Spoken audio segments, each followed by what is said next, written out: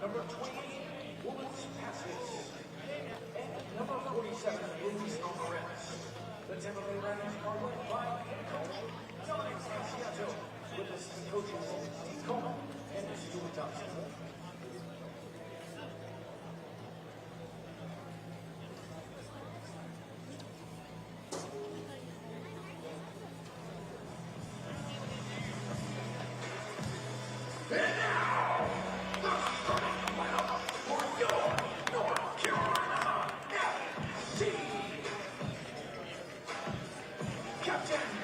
Number 14, Rafa.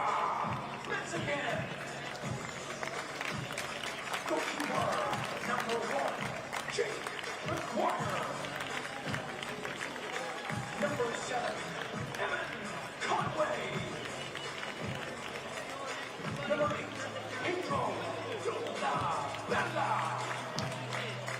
Number 11, Patrick Burner. Number 13, Louis Perez. Number 15, Mikey Maldonado. Number 27, Bryce Washington. Number 44, Raheem Somersall. Number 55, Tristan Hodge. And number 66, Finn Sundstrom. NCFC are led by head coach John Bradford and assistant coaches Andrew Chet and Mike McGinty.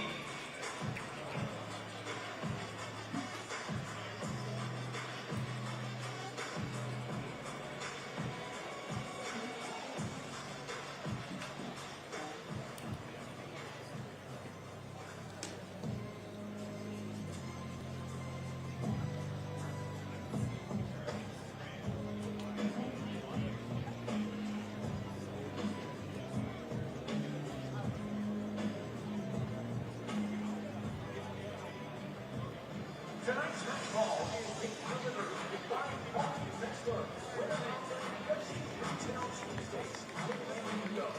Please join us in welcoming them to the field.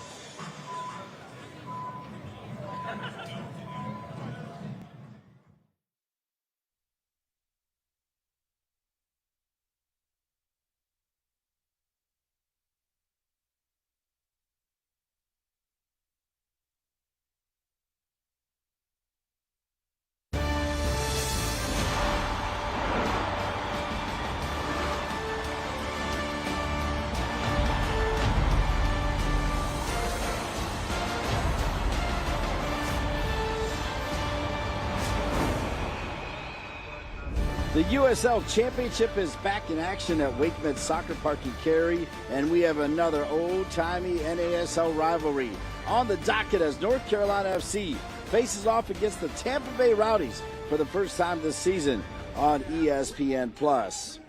North Carolina has been really good in the confines of First Horizon Stadium and will need that hometown magic tonight. As we go to the standings, they are still sitting in fourth place, battling with Loudoun United and a surging Pittsburgh team. In the bottom half of the East, only 4 points separate 6 from 12th where Tampa is, and there's still plenty of time for the two-time Eastern Conference champion Tampa Bay Rowdies to make a move toward the postseason.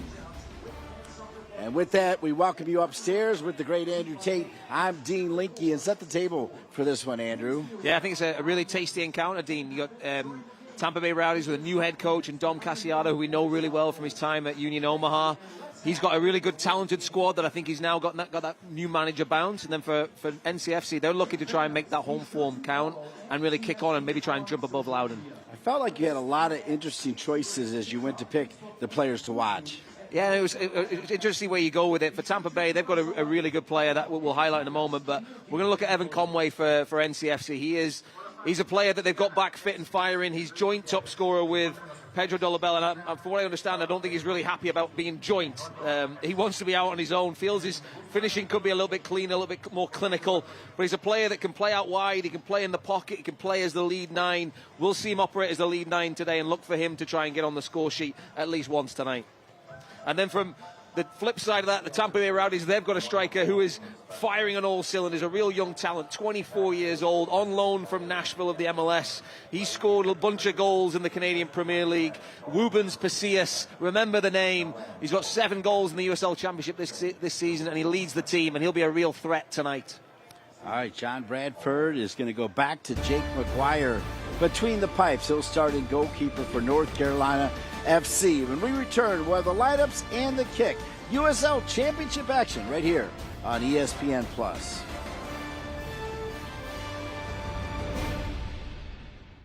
Hey, grab me one too.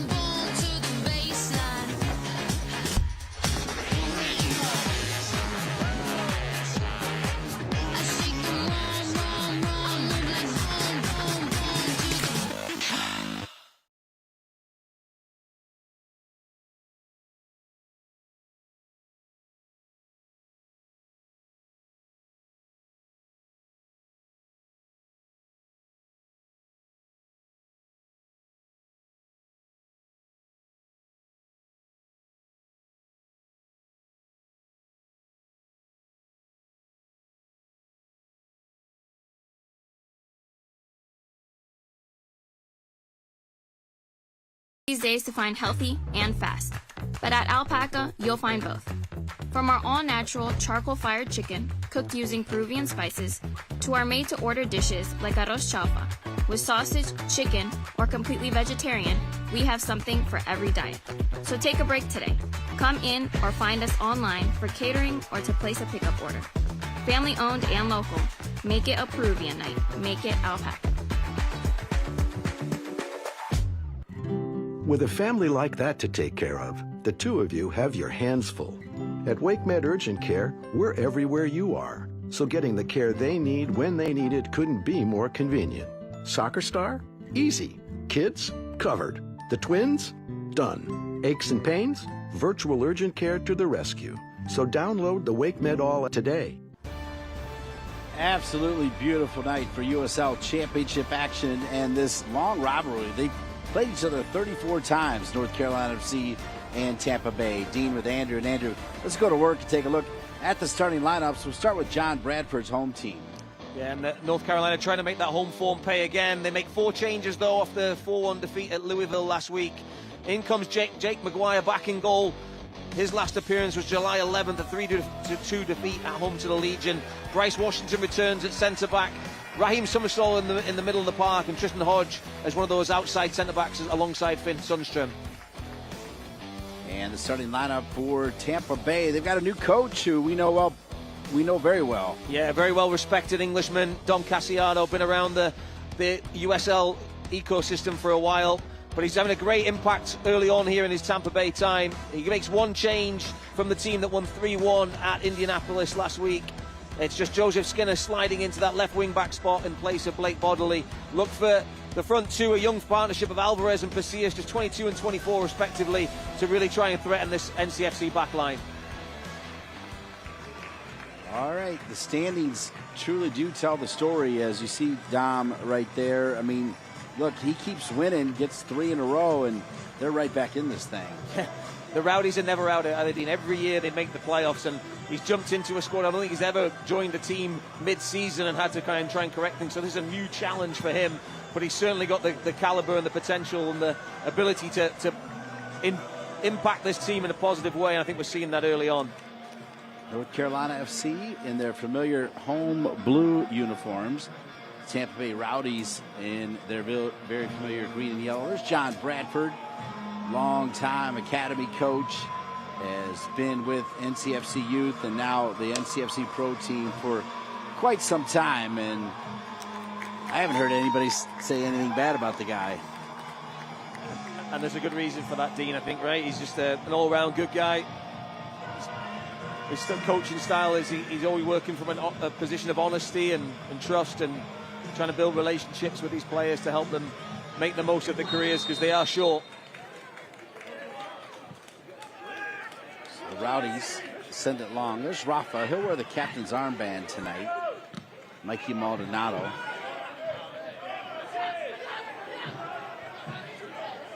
Two tough injuries to report for North Carolina FC. Season-ending injuries to go with Ezra Armstrong.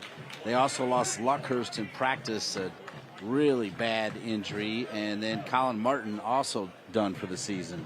There's three high-caliber players that would be a miss for any squad, and you know, with the transfer window, the transfer deadline kind of looming, I'm sure they'll be looking to do some business to try and replace those. But those players have been key, integral parts of this club for a while now.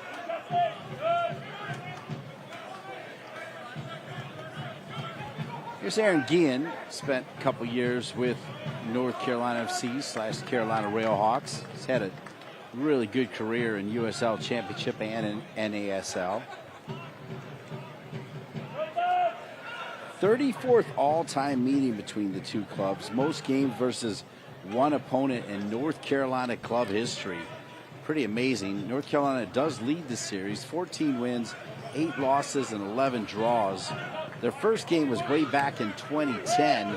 That was USL Division II. Tampa Bay won that game 2-1. 23 games were played in NASL from 2011 to 2016. That's why I referenced that old-timey NASL rivalry.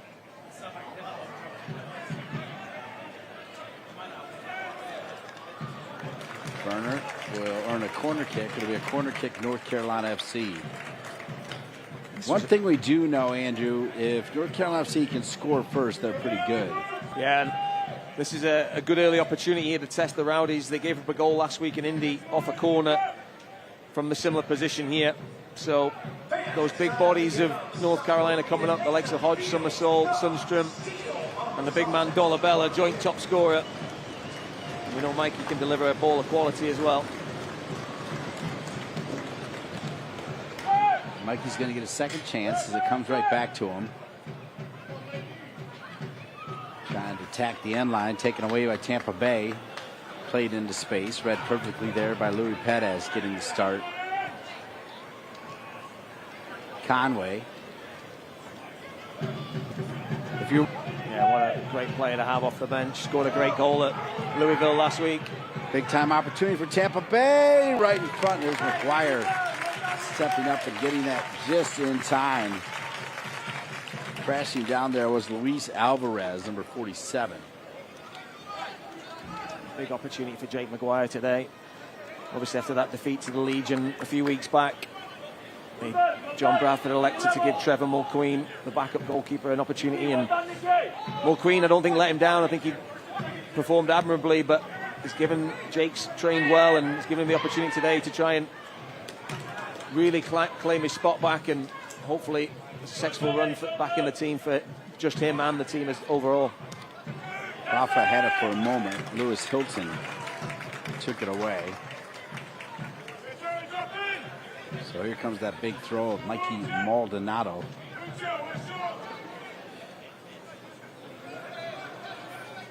For those of you new to watching games here at Wakeman Soccer Park, it has been a hot box here over the last several games. Today is just pristine. The weather perfect as it finds Somersault right at the top of the 6 and can't quite get it on frame. Raheem Somersault, unfortunately not known for his finishing. Gets himself in a great position here. Another delicious ball from Mikey Maldonado, and Summersall has to hit the target from there, but he finds the back of the stand.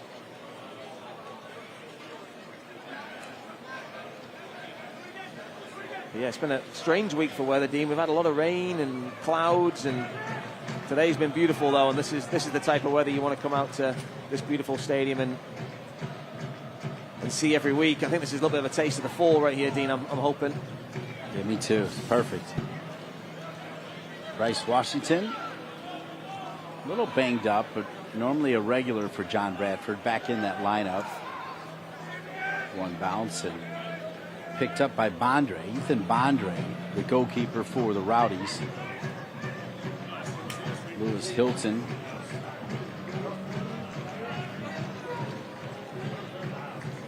See if they can find Joey Skinner, who is right in front of us, playing on the left side. Hodge plays it to Burner. Burner does well to try to keep it alive. And it'll stay with NCFC. Nice trap at the bottom of the foot from Conway. Andrew, go on a little bit more about Conway and being up there with Dolabella. You're basically saying he wants to be the striker, the front man, or what are you saying there exactly? And just talking to John, he just talked about, I think Evan's been a bit disappointed and frustrated with his finishing this year. Feels he should have scored more goals. Obviously for Dolabella, it's great that they've got the goals have come from multiple areas this season, which has been great to see. I think we've got 6 or 7 players on multiple goals. But for Evan Conway, he's a type of player, reminds me of the late Diogo Jota in terms of he's not really an out-and-out number 9. He can play as a 10. He can go and play out wide, and he'll do lots of different jobs. But he also gets you goals. He's got double digits in the last 4 seasons, so he's on 5 right now. I expect him to finish in double digits, and I think he expects that at the very, very least. All right, pressure here from Dolabella, who Dom Casiato knows well. Yeah, absolutely. I think the two of them had unbelievable success together at Union Omaha. I remember that last season of NCFC in the USL League One, and he was here playing for the Owls, and he was playing centre midfield, Dolabella, and was really running the midfield in terms of what he could do. And now we see him in a little bit more advanced position for NCFC, and he's showing that he's got all the tools. Oh.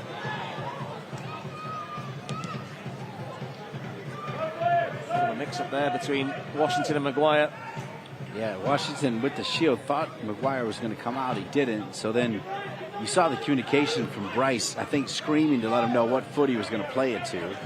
Obviously his right foot that time. Here's Guillen, Skinner.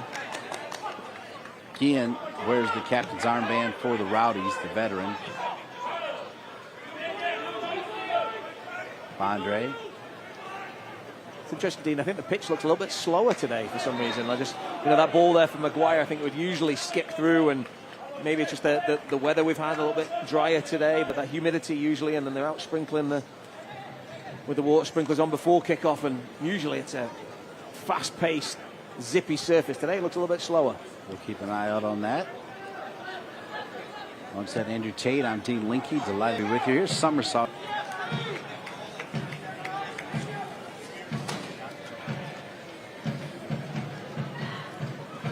Mentioned Dom leaving Union Omaha to join Tampa Bay. Talk about some of the other leagues. USL League Two, the USL Men's Pre-Professional League, celebrated its 30th season this year. The 143 club league held its final over the weekend, where first-time finalist Vermont Green FC hosted the 23 champions Ballard FC with a sold-out crowd of more than 5,000 as we got a player down. Vermont Green hoisted the trophy after 2-1 victory with all goals being scored in the second half. I saw the highlights. I saw the crowd. It was pretty amazing. Yes, it's unbelievable the culture and environment they've got up there in Vermont. You see that tug on the shirt of Rafa here. There's the first foul. It continues on. This is the pit that's left a mark on Mensingen's knee. He's in a lot of pain right now, and having lost Colin Martin to a knee injury very recently, this does not look good for Rafa Mensingen, captain today. As he crashed into Chrysostomo there. But it's the earlier tug on from Skinner that I think that John Bradford's a bit frustrated with, because if he just calls that one, then the collision doesn't continue on and then lead to that.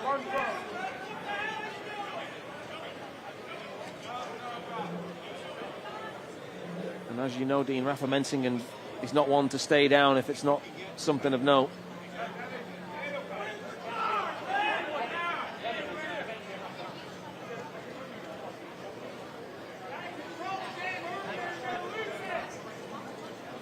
And here we see that Skinner had committed the earlier foul, but it's this collision here with Chrysostamo.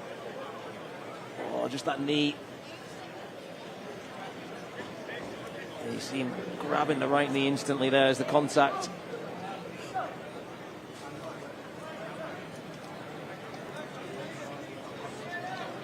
Matt Crawford, a 2001 national champion with the University of North Carolina Tar Heels under Elmar Bolovich, another name that will be familiar to Omaha fans, stretching this Dom story a little bit more as he went to Creighton after his run at North Carolina.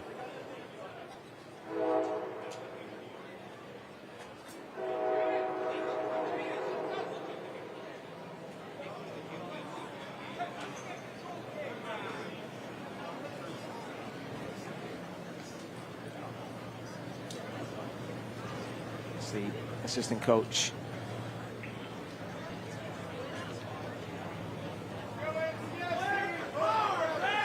So Jaden Cervania getting some instruction from Mike McGinty. Yeah. Rafa had his little baby out there for the starting lineups.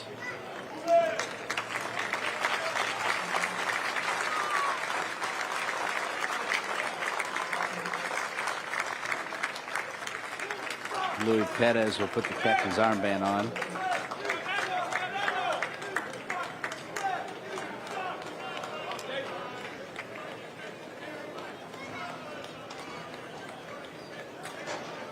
Rafa with those muscles on top of muscles.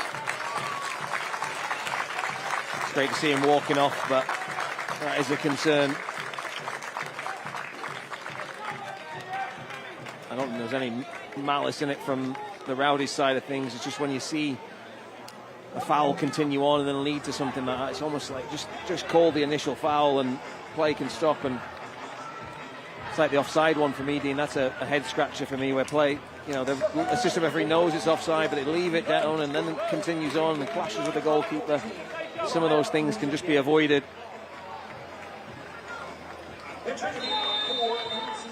So that'll just see Patrick Burnham will now shift into the right wing back spot with Jane Cervania and that wonderful left foot going out to the left. Maldonado a little too deep for Conway, and it'll go out of bounds. We're 13 minutes in after about a 2-3 minute delay there as they took care of Rafa, and his night is done as he went to the showers with the team doctor to get examined.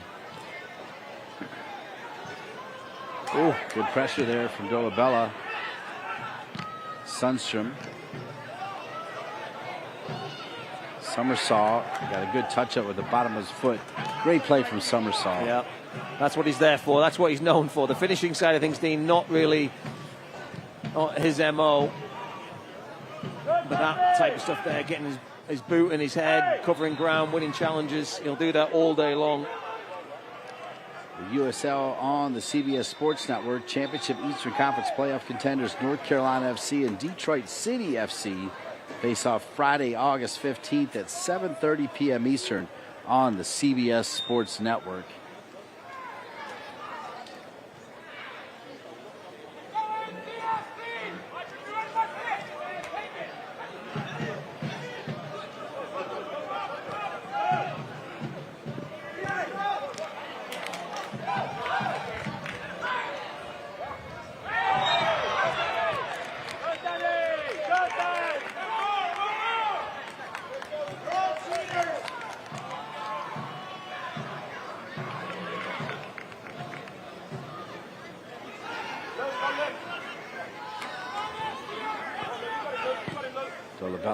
We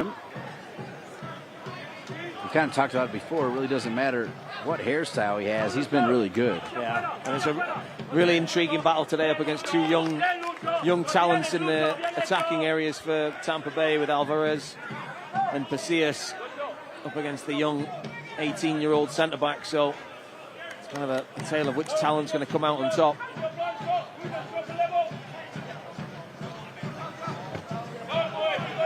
Dolabella. Burner, good job to keep it alive and get it over to Hodge. Hodge.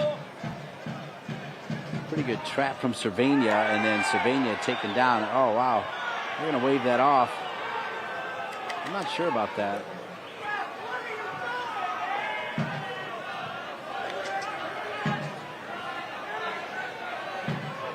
Minute 16. Still no score. Fourth place, North Carolina FC. I almost can't believe I'm saying it. Bottom of the table, Tampa Bay. And I think part of the reason I say it like that is because I just don't expect them to be there that much longer. When you put it in the notes and prep for this game, Dean, I was like, I think you're wrong there. I don't think they are. And then I had to do a double take when I looked at the table myself. Especially after a good win on the road last week at Indy, you felt that they were maybe at least a few spots higher. I know it's not been a great season. It certainly wasn't a great start to the season, but I think they're turning the corner now. I don't think they'll be looking back at the first half of the season now. They're only looking at what points they can get on the board now and get above that playoff line. And I wouldn't bet against Dom Cassiano getting the Rowdies into the playoffs for yet another season. I agree. 16 minutes in. McGuire sends it long. Conway. Perez now wearing the captain's armband has it taken away. There's Sundstrom. He steps in a little bit.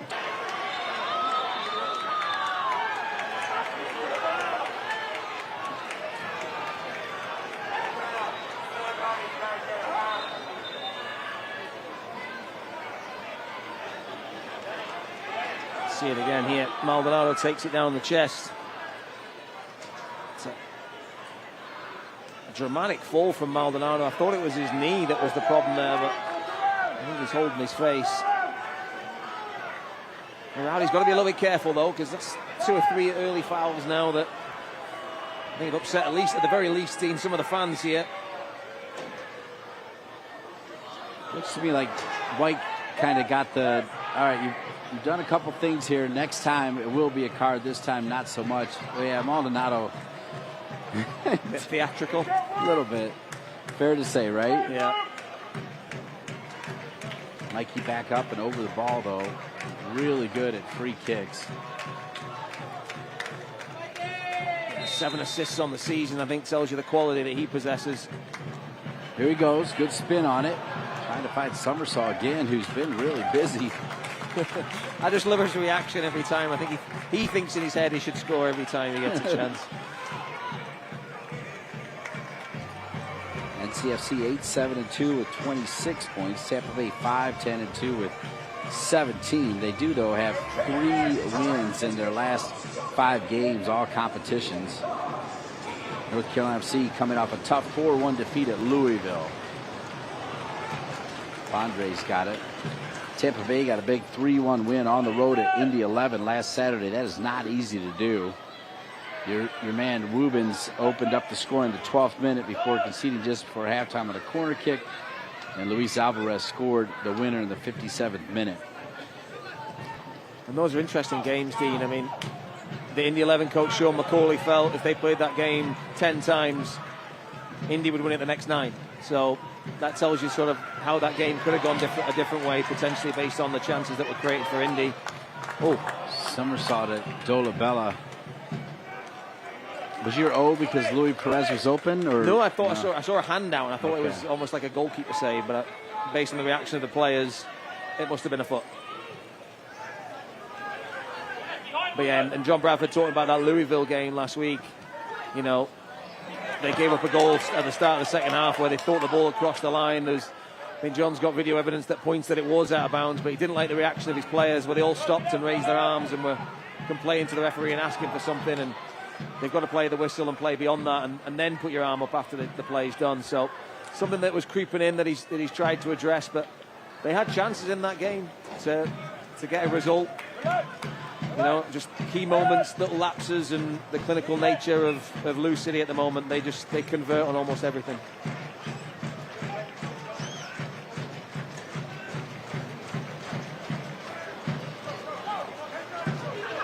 North Carolina FC, they've been good of late against Tampa Bay, unbeaten in their last 5 games.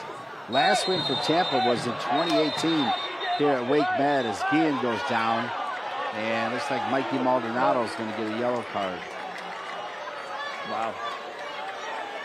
I'm not sure about the yellow card there. I feel for Aaron Guillen. That certainly wasn't pleasant. It was Dolabella with the initial contact, and then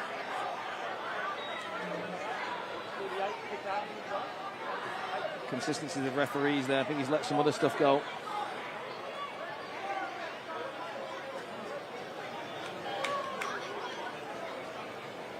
I feel like Maldonado was almost the victim of the 4 separate challenges for both teams prior to that. The ref just decided he's going to put a stop to it all, hopefully. That's fair.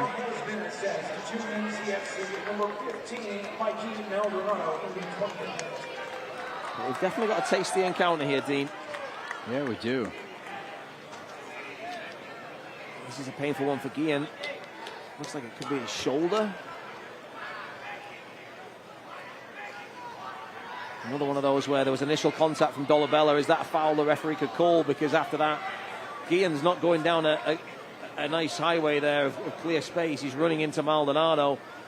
Ref calls it earlier, gives the foul for the tug from Dolabella, and injury avoided. As Guillen still in some pain here. You see he's off balance and then tries to get his arm across Maldonado, and then as they come to the ground, that left arm. It's good to see him up and moving now.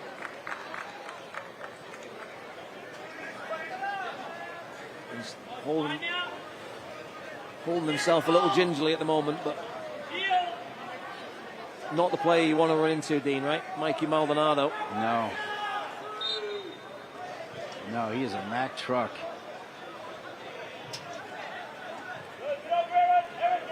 Still no score, 22nd minute. We have had, I think, 3 injury delays here in this first half. A couple good touches as Tampa Bay is starting to put it together.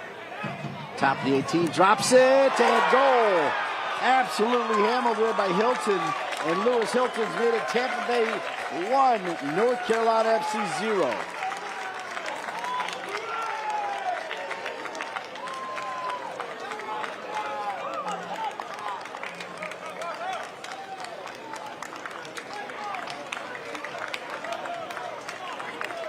Quality touches here from Tampa Bay. See the touch around the corner from Rubens. Early ball wide from Hilton. And a little layoff from Alvarez here. And Hilton strikes it with venom. And I think it just takes a flick off Sundstrom's thigh. And that's what takes it past Jake Maguire. But really the first foray forward for the Rowdies. They show some quality in and around the box. And as always, Hilton strikes it as pure as you like. And you get a little break of luck that sends it past Maguire. They look a different animal under Dom Casiado, the Tampa Bay Rowdies.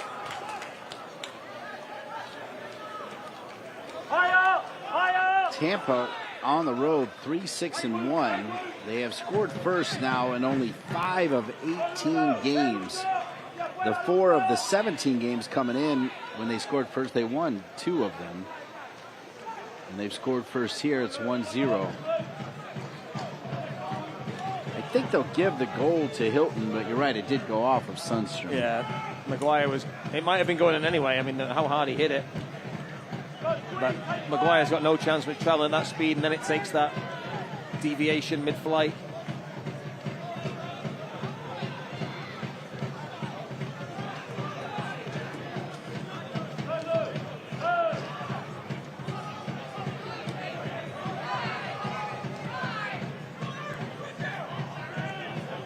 There's Guillen, who looks to be okay. Conway, Maldonado, great little touch over the somersault. He'll find Cervania in for Rafa. Rafa now done after suffering an injury early doors in this game. It was already pleasant. Now it's starting to cool down a little bit more to make it even more pleasant. Yeah, some of those sweaty July nights for the players here to have a night like this. This is just, they'll be able to run all day, no excuses.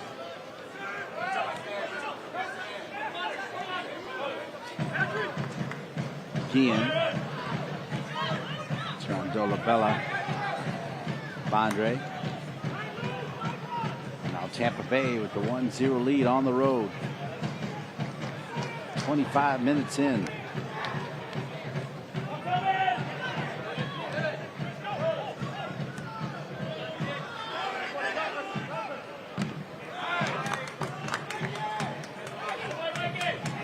Corner now. Maldonado, Dolabella, Alvarez.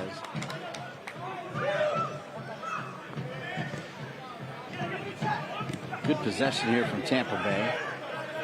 USL on ESPN2 Championship Western Conference powerhouse Phoenix take on the surging Eastern Conference Tampa Bay in the Saturday night showdown August 16th at 9 p.m. Eastern on ESPN2 as that'll go out of bounds and come back to North Carolina FC. We mentioned the League Two, the USL W League, the women's pre-pro league, kicked off its fourth season this summer, featuring 93 clubs across 26 states. Expansion side Utah United, led by 2025 W League Player of the Year and Golden Boot winner Seven Castaigne, advanced to the final in its inaugural game, and they beat the North Carolina Courage 4-0 as North Carolina Courage 3 consecutive appearances in the final, winning it last year under Willie Davis. Sounds like they ran into a buzzsaw, though. Yeah. It's not often that the Courage have had those troubles, but another great season for them. And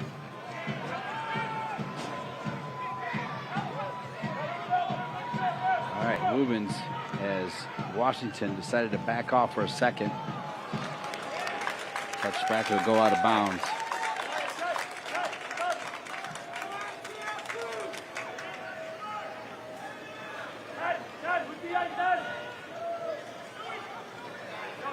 Rubens, Passius.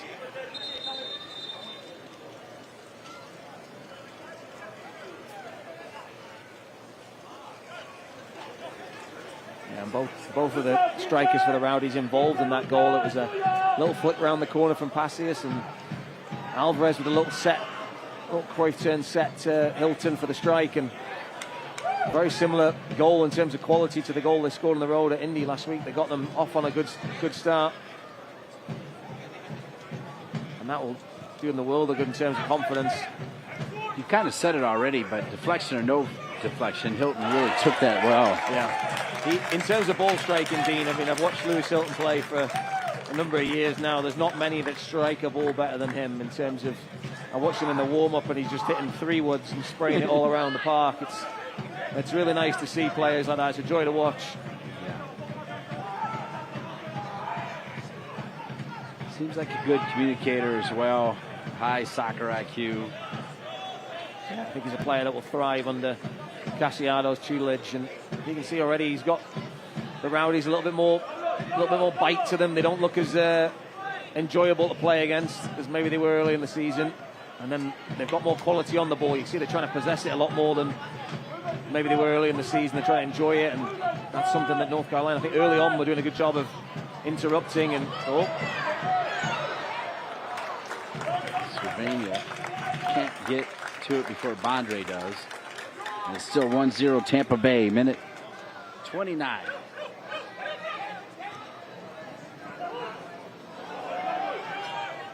Rubens drops it back over.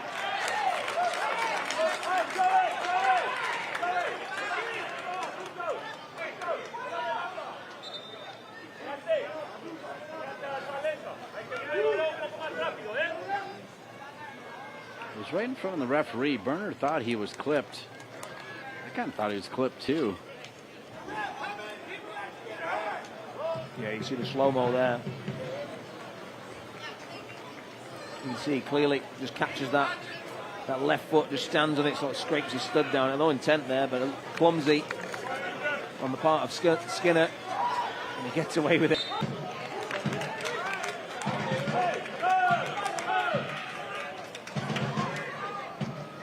Play it back to Guillen.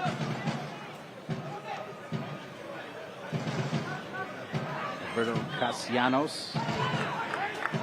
Tampa Bay having some joy right now.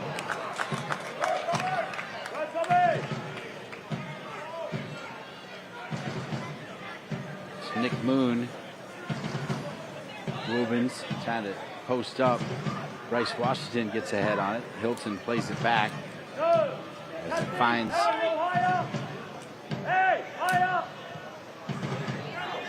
looking for Rubens again. They'll say a push from behind. They'll come back to Jake McGuire in North Carolina FC. And a yellow card issue.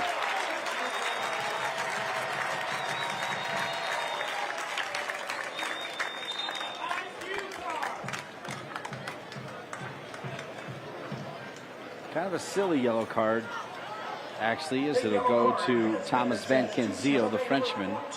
Thomas Van Kenzeel in the 31st minute. Decided he wanted to hit one, right? He ran all that way forward, Dean. As a defender myself, when you get all that way forward, you just want a chance. And referee giving that free kick, little frustration, and just couldn't help himself.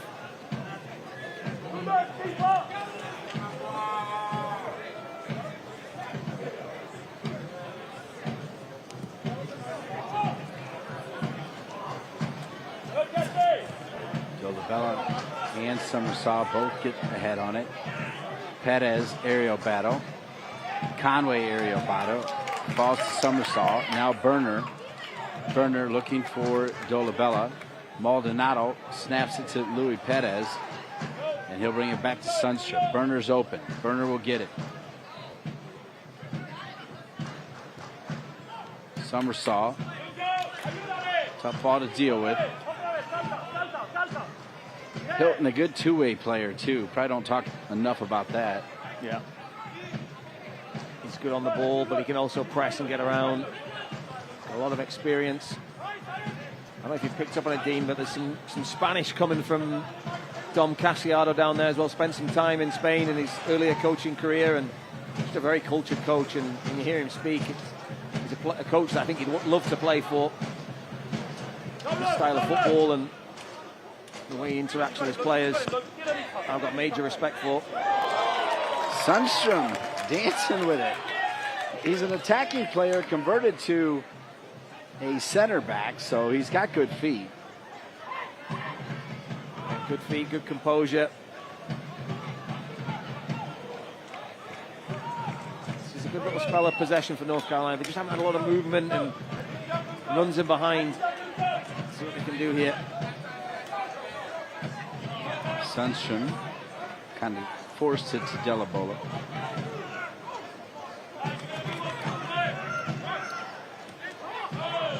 North Carolina, Dean, in terms of the average possession statistic, they are 21st out of 24 and out of the whole of the USL Championship. So not a team that likes to hold on to the ball and just possess it for periods of time. They like to be quite efficient and effective when they do have it. But in talking to John Bradley, he talked about today, they're going to have to find ways to break down Tampa Bay, especially when they get that back five in place. Dolabella with 5 goals on the season, tied for the team lead. They scored with back-to-back home games of USL Championship action. And North Carolina FC could use another one. Perez. Back over to Dolabella. Dolabella! Little flick off the crossbar. That was Guillen, I believe, off his head. So I almost had 2 sort of pseudo own goals here. The key word is almost.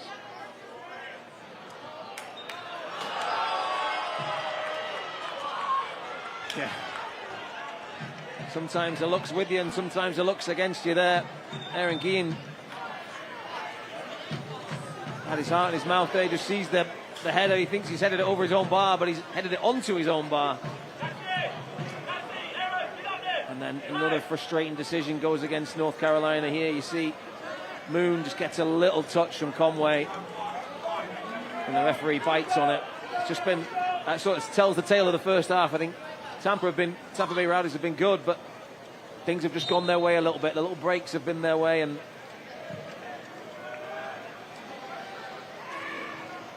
Rubens trying to get it back.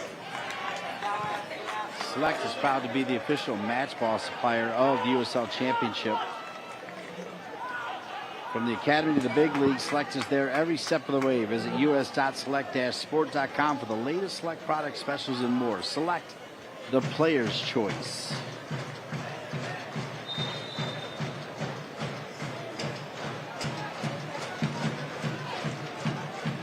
In this era where you can play so many games on your phone and you can kind of keep your mind active, whether it's word games, that type of thing, Andrew Tate has developed a new game that he's marvelous at, and that is as soon as Dean Linke sends out the format, he immediately points out 1, 2, or 3 mistakes. So you're enjoying that game, I think.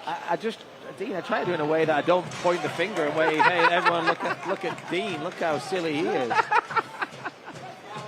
I was genuinely like, at first I was like, when we saw the one player, I was like, oh wow, he's starting with that player, and then. No, I know. I really appreciate it. I could be that guy who likes to, point out the colleague and what he does, what I mean? Like, did everyone see the mistake that he made? Those are rarities, Dean. I think I can count them on one hand. So. They're just sort of random. They're usually related to Sundstrom in some form,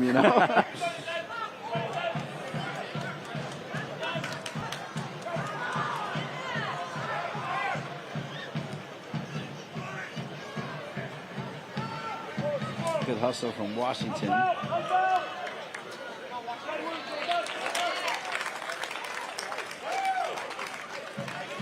1-0 Tampa Bay. Hilton with the goal. And that's where we stand.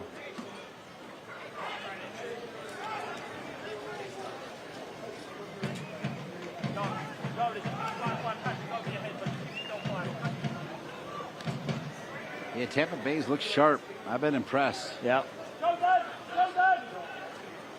Bottom of the table in the East.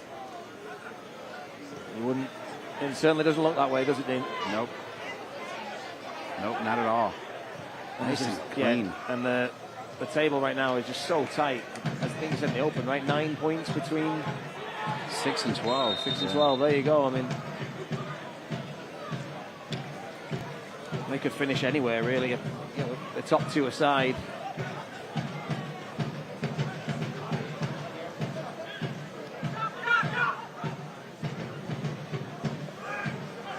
Long ball. Burner, good support. They play it to Hodge. Now Cervania in for Rafa, minute 38. Conway feeding off scraps at the moment. Haven't said his name anywhere near enough. Just the supply into him has not been there. Well marshaled by the back three of the Rowdies.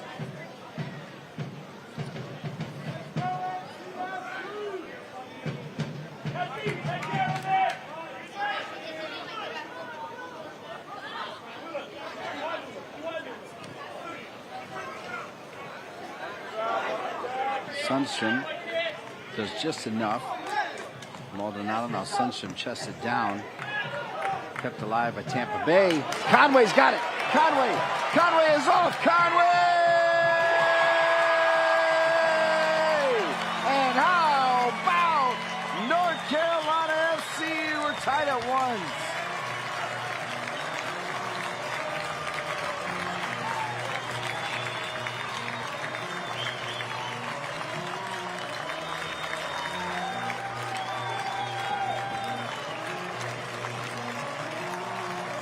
Just like that, Dean, out of nothing.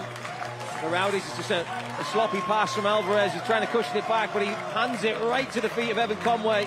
The one man you didn't want on the end of it. He gets the wrong side, and then he's no looking back from there. You wondered, was he going to get fouled, but the Rowdies chose to let him run on, and after that, there's only one place the ball was ending up, and that was the back of the net. And that's the third time we've said his name, Evan Conway, and he finds the goal. 6 goals on the season for him. Standing out now as the team lead top scorer.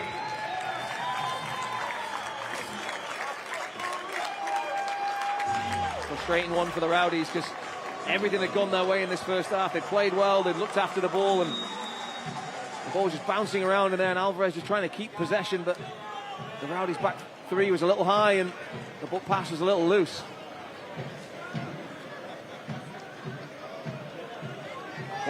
Quality. All the way with it. Winning the ball, then getting the body in front of the defender, and then the finish. Really classy. That's a good word, Dean. It was Castellanos who was, I think he was really torn between, do I take the foul here? It would have probably been a straight red card, especially if he did it outside the box. He elected not to, and Conway made him pay. Alvarez tries to dribble through Sundstrom. Not that easy to do, and Sundstrom does well to get it to Burner. Here's Maldonado taking back away. Here's Hilton. Conway again. Conway feeling it. Conway. He's got Dolabella.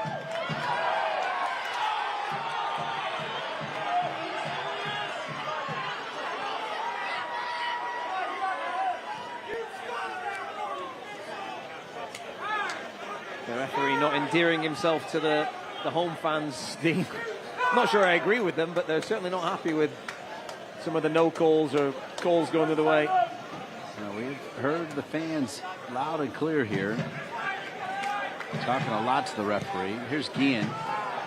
Gonna pop it long. Flag is gonna stay down as Rubens is on it.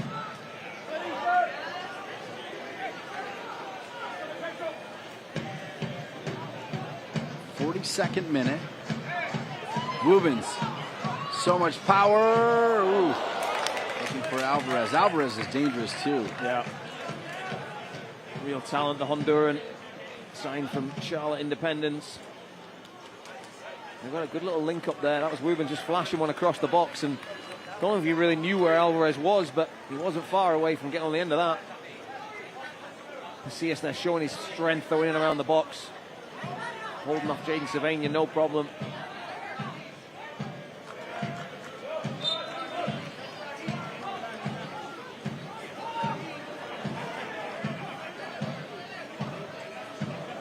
Maldonado, long throw to Dolabella.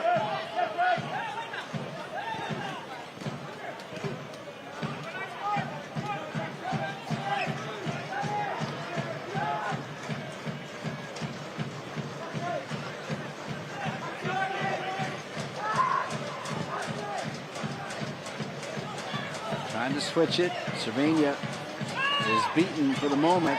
Looking for Alvarez, top of the 18. Referee says play on. Dolabella, great little header to Conway. Conway just kind of unlucky on that touch.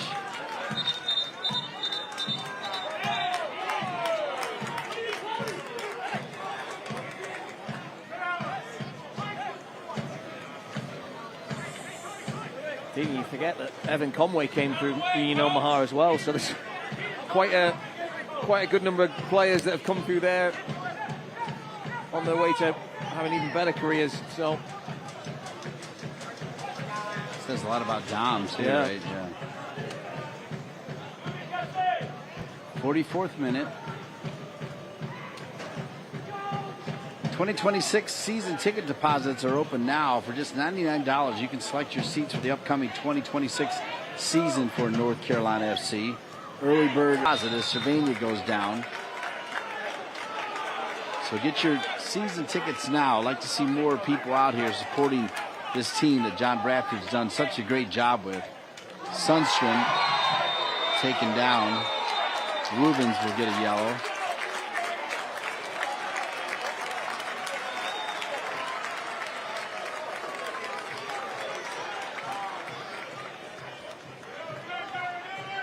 it is a tasty encounter, Dean.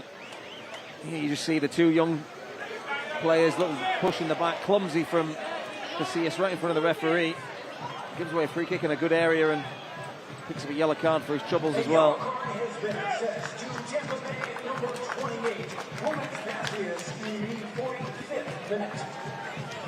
Passius with the yellow card.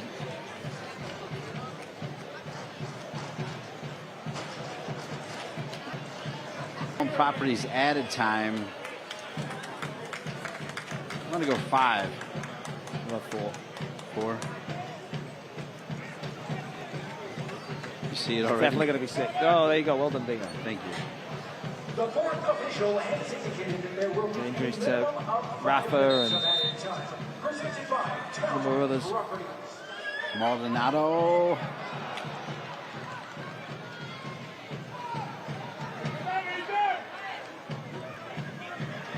Perez. Cervania trying to clean it up, can't do much with it, loses it.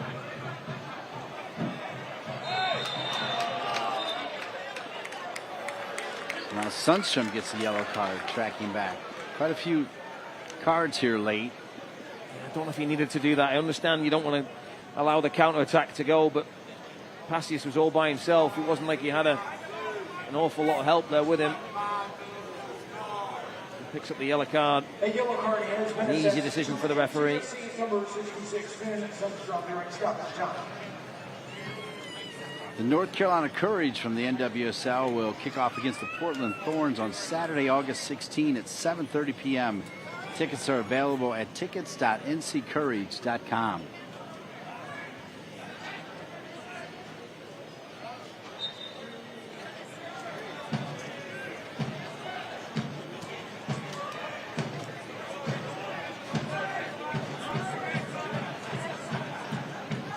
One the score here. USL Championship action on ESPN Plus. Thanks to Brian Ware here with the great Andrew Tate, Dean Linke. Delighted to be with you on a beautiful Saturday evening.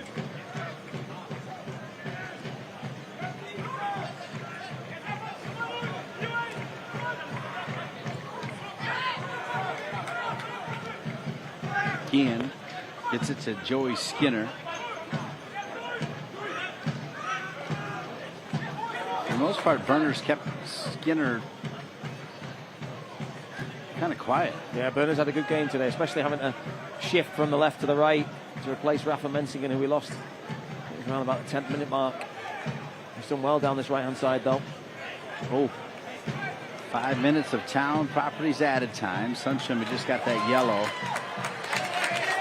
Tries to play it into space. Guillen with Summersaw. That was composure at the highest level right there. I think 99 defenders out of 100 there would just simply roll that one back to their goalkeeper, or even better, maybe stick it in the stands. But for Sundstrom to do that with the Rowdies breathing down his neck. Perez trying to find Conway. I thought he had the right touch on that, but it was just a little light, Andrew. Yeah, trying to thread the needle. You can see the joy that North Carolina has when they really get tight to the Rowdies in this middle third. They can get tight and get really compact and make it really difficult for the Rowdies to play through, and that's where they've had the joy. They've not created an awful lot on their own. I mean, the goal itself for Evan Conway came from a turnover from a loose pass from Alvarez.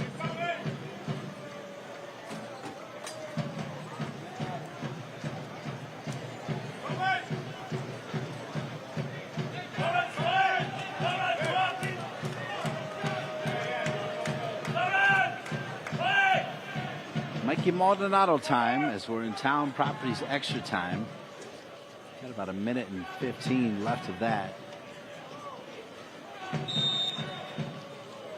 On the whistle, Maldonado rips it far post. Diving header! So close! Is that Summersaw again? Taken down. They're going to point to the spot. That's Conway who earns it. A penalty kick coming for North Carolina FC.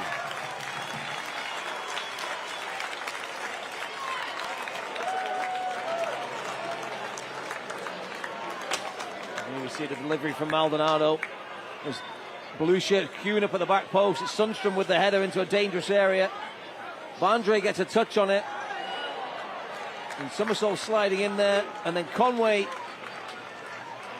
as it jumps in front of Skinner, I think there. And the referee judges that that's the foul. The Rowdies protesting. They can't believe the referee's given that decision. It's a big call right on half-time.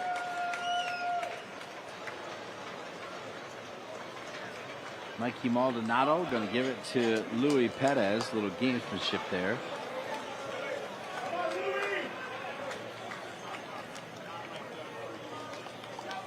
I didn't think Mikey was going to take it.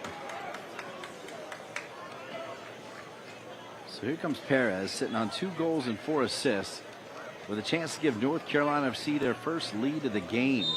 coming back from 1-0 down. Perez with his left foot, and it's, how about North Carolina FC? How about Louis Perez? And how about 2-1, NCFC on top?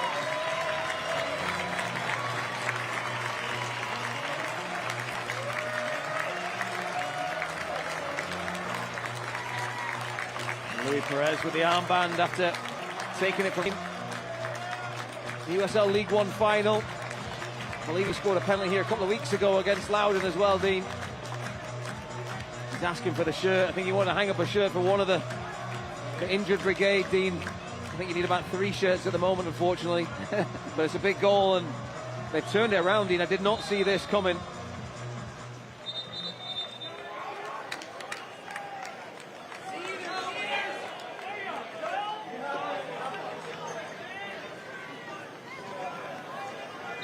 Penny for the thoughts of that man there. So right at the death of added time here in the first half, a penalty kick finished by Louis Perez. Conway earned it. Perez finishes it, and with that, after falling behind 1-0 on a Hilton goal from Tampa Bay, Conway gets one and Louis Perez gets one. We'll head to the half with the score: North Carolina FC 2, Tampa Bay Rowdies 1. We'll be back with more right here on ESPN+.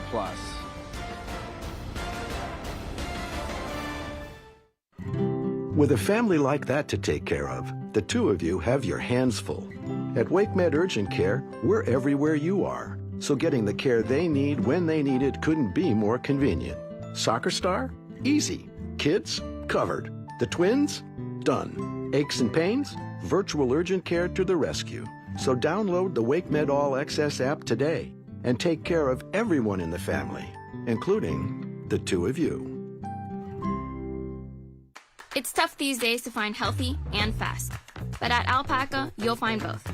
From our all-natural charcoal-fired chicken, cooked using Peruvian spices, to our made-to-order dishes like arroz chaufa, with sausage, chicken, or completely vegetarian, we have something for every diet. So take a break today. Come in or find us online for catering or to place a pickup order. Family-owned and local. Make it a Peruvian night. Make it Alpaca.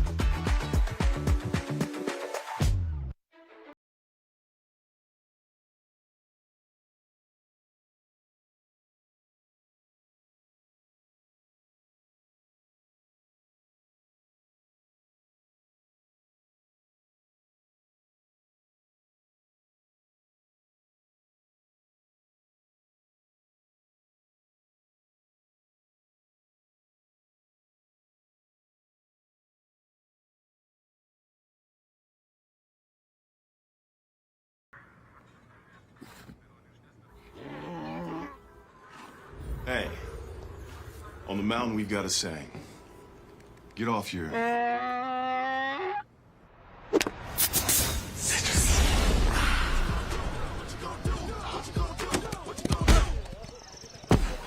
Touchdown! Woo! Mountain Dew! Back at Wakemed Soccer Park, First Horizon Stadium in Cary, North Carolina. Some Rowdies fans, fair play, hanging out with North Carolina FC fans. And after Tampa Bay scored first, back-to-back goals, including one off a PK at the death of the first half to give North Carolina FC a 2-1 lead. We welcome you back upstairs with the great Andrew Tate. I'm Dean Linke. Nice response from the home team. Yeah, I didn't see it coming, to be honest, Dean. In Tampa, I think it have everything their own way, really. They got the goal, moment of quality from Lewis Hilton, some good link-up play before that. And then everything was just sort of breaking their way. We had the Guillen flick onto the crossbar.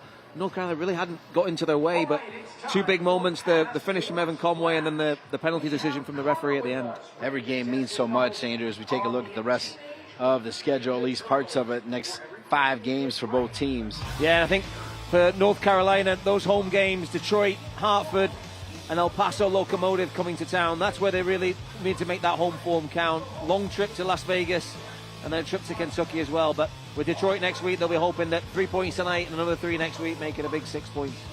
And the upcoming schedule for Tampa Bay. Yeah, and for the Rowdies, they just continue to chip away at that playoff line.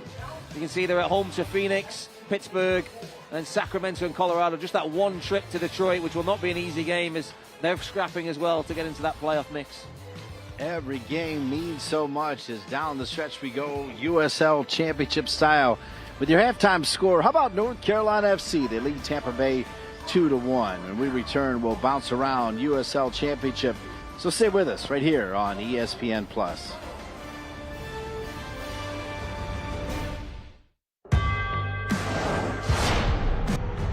To suburban sidelines, from early mornings to late nights, from fun with friends to winner takes all, from the biggest fan to the biggest heart. And at every turn, Prinks Tires will be there for the long haul. Another corner kick, and it's perfect for Tampa Bay! Little one-touch, Aveyevu. Aveyevu sets it up. Aveyevu!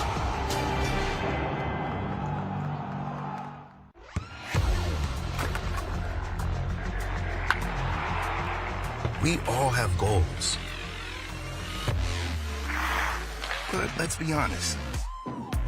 Most of us aren't going to be professional athletes. But if your goal is to finish your degree, we can help. Come to a university that puts your goals first. Bellevue University, your partner in finishing goals. Whoa, termites can eat a pound of wood a day. Pound of wood a day. Pound of wood a day. Pound of wood a day. What's wrong, Daddy? Daddy? You okay? Keep termites out of your home and your head with our premium guarantee that covers up to $250,000 in new termite damage. Before panic shows up, Terminix it.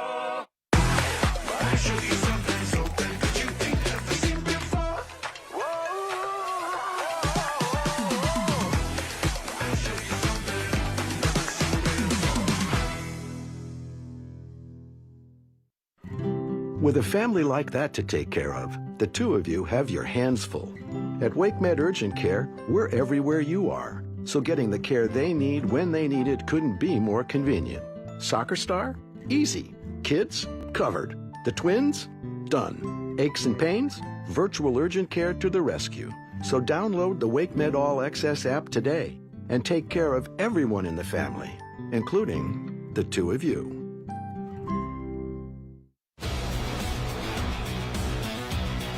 USL All Access on SiriusXM FC every Tuesday night. Devin Kerr, Mike Watts, we've got all the news around the championship. This series is a dead heat. This is the one we've talked about since the end of May. We'll recap weekly results, talk about player transactions, coaching tactics, and hey, maybe even a guest appearance by some interviews. Who knows? SiriusXM FC every Tuesday night and the following day on the USL YouTube page and the SiriusXM app.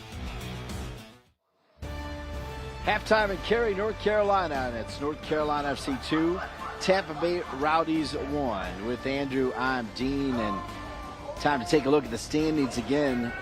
Remember, the top 8 make the playoffs from each conference, and it's going to be a battle to make that top 8 right there. Yeah, just 4 points separate, 6 through 12. You got Louisville and Charleston right now. They are battling right now, Dean. It's 2-0 Louisville inside the opening 25 minutes. So a positive start for them. Charleston has to win that game as they're tied right now on the number 1 seed for the Players' Shield. So right now head-to-head was in Louisville's favor, and Charleston already dug themselves a hole. The Pittsburgh are surging right now. They've snuck up. I don't know where they came from. They certainly weren't on the heels of North Carolina a few weeks ago, but you see them there tied on points, have played that game extra though. Take a look at the scoreboard and some other games. Yeah, we highlight that Louisville game. That's a huge one right now. But then Detroit, that's a big one against Indy. 2 teams that hasn't been a really great season for either one right now, but Detroit looking to get something going there. And then you see big goose eggs across. You see Tulsa continuing their historic streak. They had a 3-2 win against Monterey Bay, and they're extending their unbeaten streak to 11 games. And then Augie Williams eclipsing 80 career goals. 4th player in US League Championship history with Kelly, Lancaster, and Nico Brett. And then 1,000 and counting USL League One reaches the landmark number in the 7th season with Spokane beating Omaha in the 1,000th game. I'm saying 1,000 or 10,000? How about the USL Championship Team of the Week?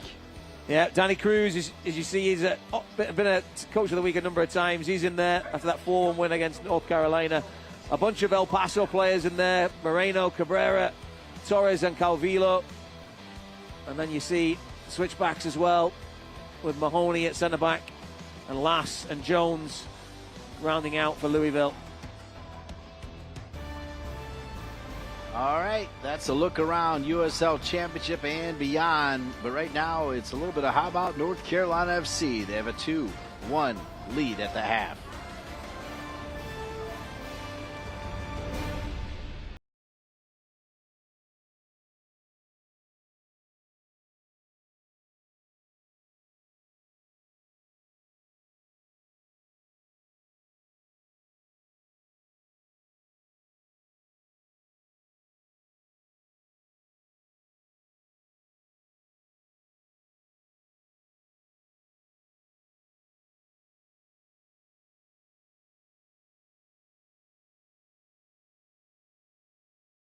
It's tough these days to find healthy and fast, but at Alpaca, you'll find both. From our all-natural charcoal-fired chicken, cooked using Peruvian spices, to our made-to-order dishes like arroz chaufa, with sausage, chicken, or completely vegetarian, we have something for every diet. So take a break today. Come in or find us online for catering or to place a pickup order. Family-owned and local.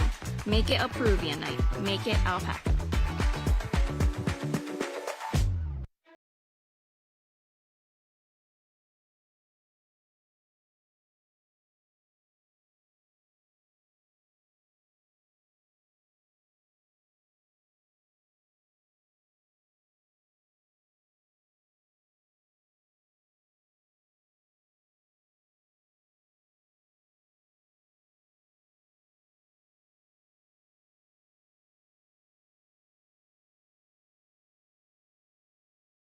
With a family like that to take care of, the two of you have your hands full.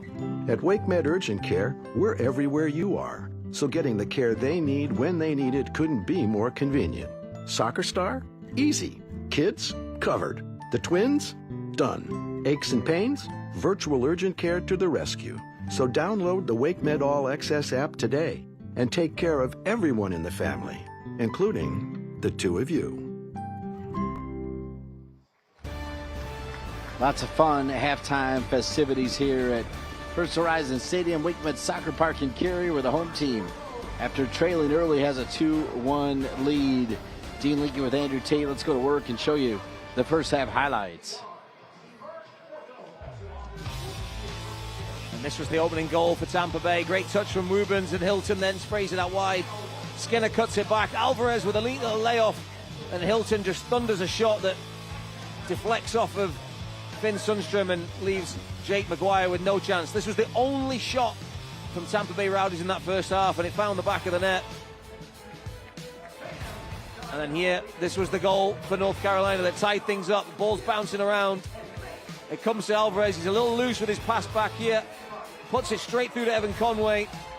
And number 7 for North Carolina scores his number 6 goal of the season. He was never going to miss once he got the wrong side of Castellanos.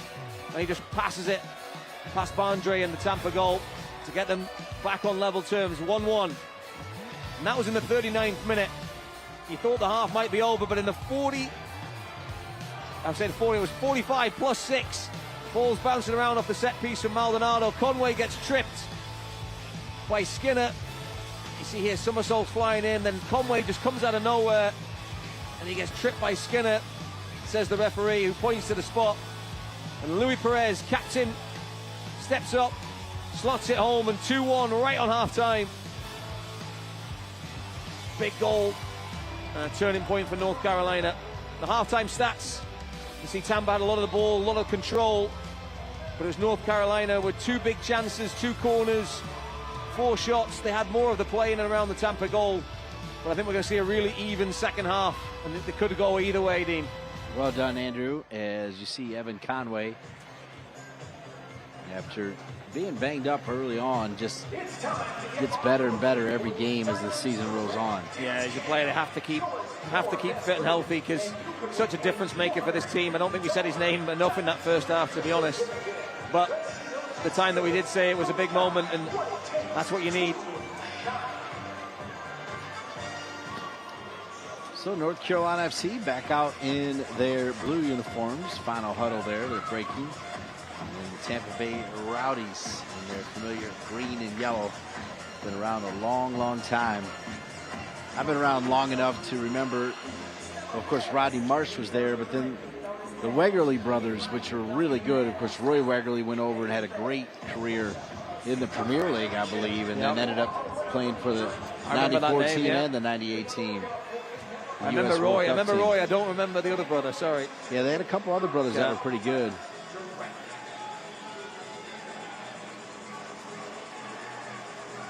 So Sundstrom took his time making his way in as the trainer was working with him, and I just saw Paco Craig put on his jersey, so he may be getting ready just in case. Yeah, he was quite active in the first half as well, Dean, so it's obviously something they're monitoring with Sundstrom. I didn't think any of the subs were warming up, but I did see Paco Craig doing a bit early on, so something he's felt. Oh. Hilton and Dolabella. It's an interesting matchup. Hilton taking exception to some of the close proximity that Dolabella's getting to him there, trying to stop the number 8 from playing. Sadly for the referee, Dean, he's going to have some big decisions to make in the second half as well. The way these two teams have done battle in that first 45.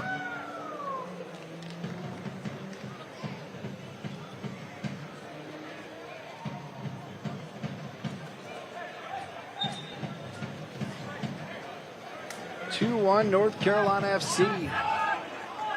They send it long. Cervania caught upon early because of the injury to the man who wore the captain's armband, Rafa. Maldonado. One back by Dolabella. Hoping to play it in space to Conway.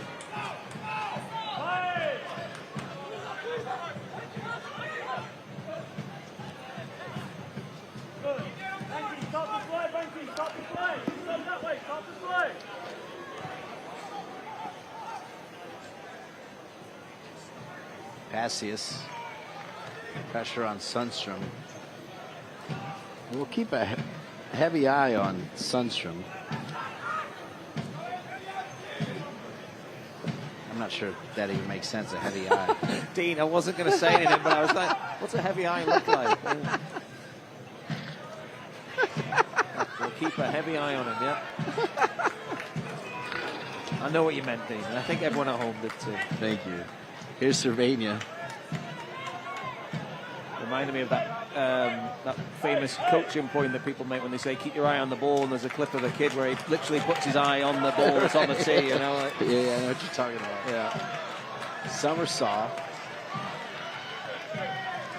If anybody who's begging for a goal, it's 44 Summersaw. It'll be a corner kick, North Carolina FC. He's not a scorer of lots of goals, but he is the scorer of big goals. Got that big one that will long be remembered by North Carolina fans in the USL League One Championship. I think it might have even been given as an own goal, Dean, but I'm going to give it to him because I think it was a shot off the crossbar that hit the goalkeeper and went in.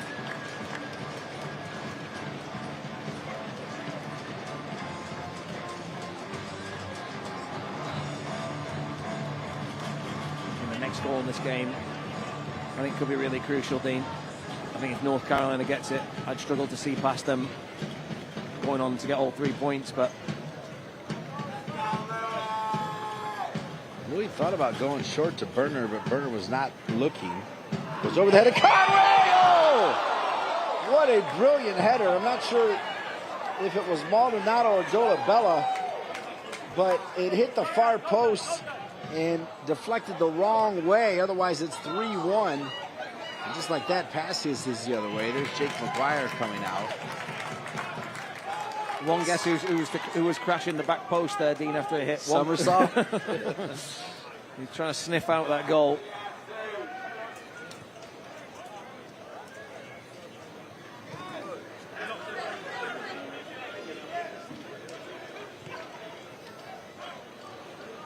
eFootball is here. Live your dream, rep your team, and now play as your favorite USL Championship club. eFootball is free to play, and you can download now. Really good pass here. Oh, offside flag is up.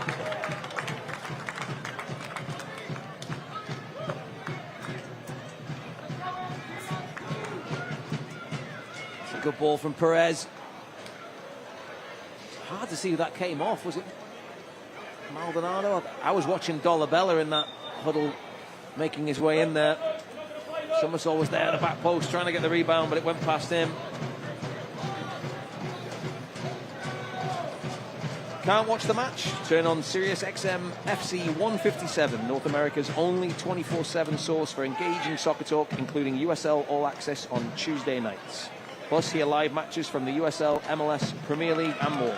All on Sirius XM FC 157 and the new Sirius XM app. Burner to Conway. Conway with a diving header.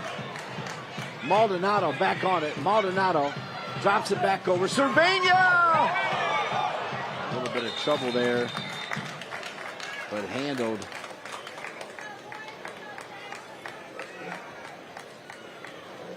By Ethan Bondre. So it's still 2-1. We've only played 6 minutes, and it has been pretty pacey. Yeah, it's a real positive start from North Carolina. Here we see the ball in. Conway, diving header. Not quite sure what was uncomfortable about that, but it's a good ball in and a good look. But a really positive opening 5 minutes here from the home team. Exactly what John Bradford would have wanted, because in the first half I don't think they were quite themselves. They've got themselves into a great position with a strong finish to the first half, but wasn't up to the standards I think John Bradford would expect. Hilton, nobody home.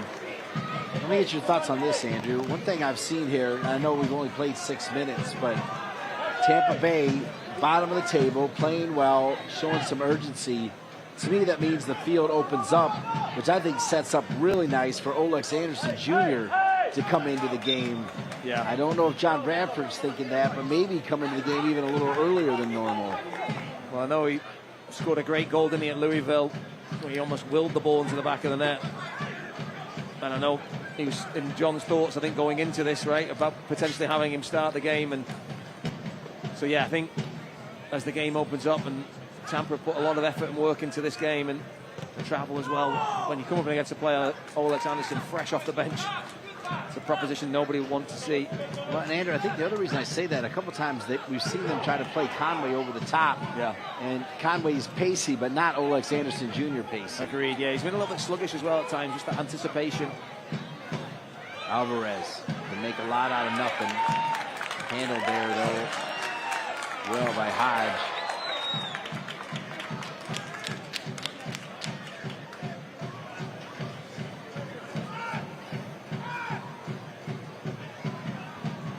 Might be on me. Probably don't talk enough about Hodge. Yeah, he's the one on the team that played against Louisville last week. But John really likes what Sundstrom and Hodge bring in terms of their ability to jump into the midfield and track players, and they've got a bit more mobility around them. But they just go about their jobs. Hodge not maybe as pleasing on the eye as Finn Sundstrom. He's not going to be dribbling past players, but he does his job really well. Got great experience and a good pickup from Hartford in the off-season.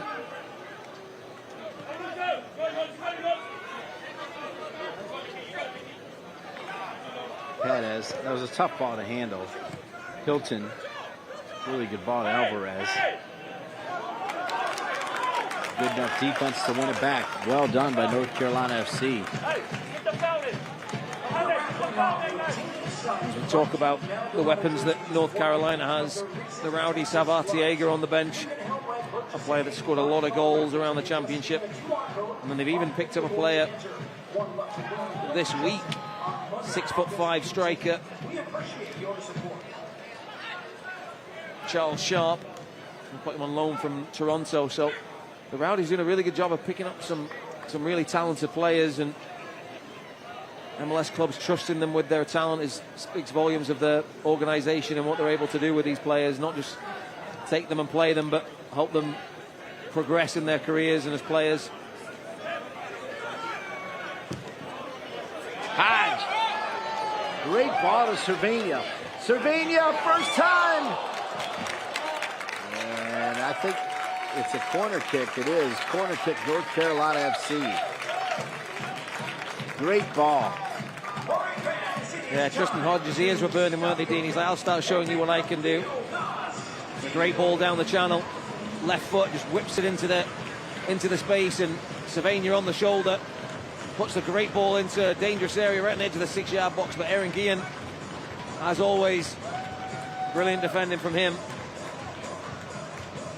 Not an easy position to be there, trying to chaperone Evan Conway across your own 6-yard box. Corner kick coming from Mikey Maldonado.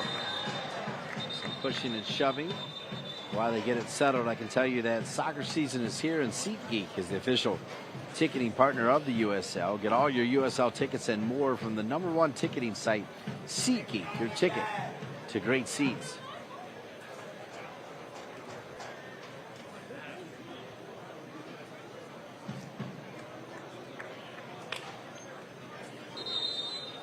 Everybody back for the Rowdies. Hive of activity as well on the Rowdies bench. They'll be hoping they can see out this corner and then make the changes.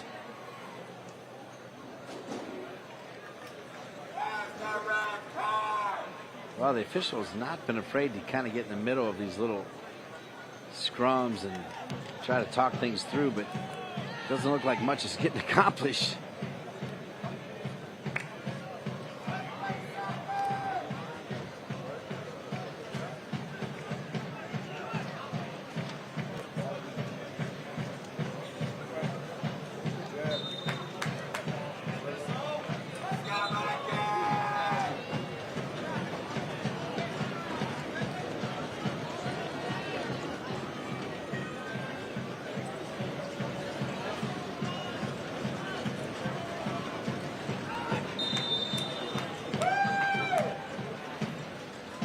Maldonado had it back where it came from.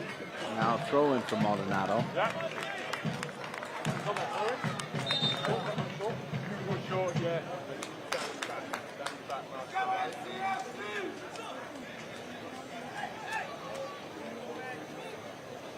We holding it? So we got 3 subs coming in now for Tampa Bay. You mentioned Sharp, the big man. Arteaga, number 9. And then also number 8, Ali Bassett. For Tampa Bay in the 57th minute. Leading the game is number 14, Thomas Van Casio. Entering the game, number 8, Ali Bassett. Also leading the game, number 47, Luis Alvarez. And entering the game, number 25, Charlie Sharp. Also leading the game, number 28, Ruben Pacius. And entering the game, number 9, Manuel Arteaga. I know, Dean, I'm trying to figure out who's the third player that came off. Who's going off? There we go. No.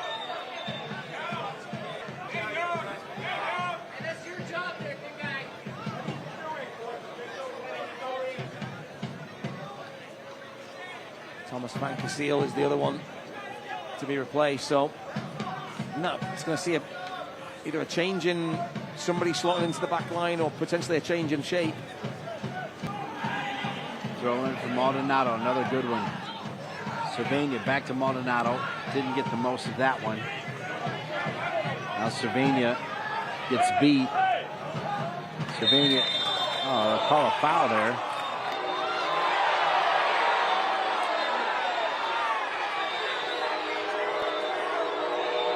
And Hilton takes Cervania down.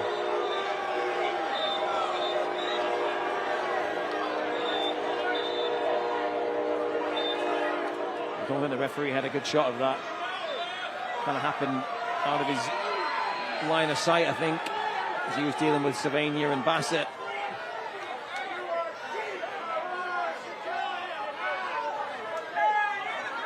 And here we'll see it. It's a good tussle between Cervania and Bassett. I didn't think it was a foul initially. Referee gave a foul, but there you see, there's not a lot there. Hilton just comes in, trying to get the ball, and it's a lot about nothing, I think, really here, Dean, but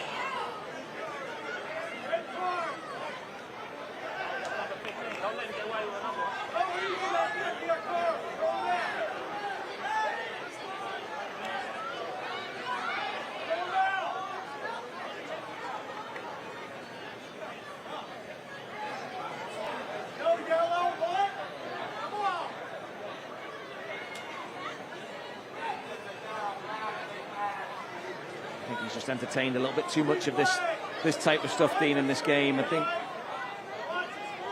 as a referee, you've got to try and stamp it out straight away, no nonsense, and lots of little niggly stuff, and has been allowed to continue on. So Slovenia's getting a yellow, Hilton's getting a yellow.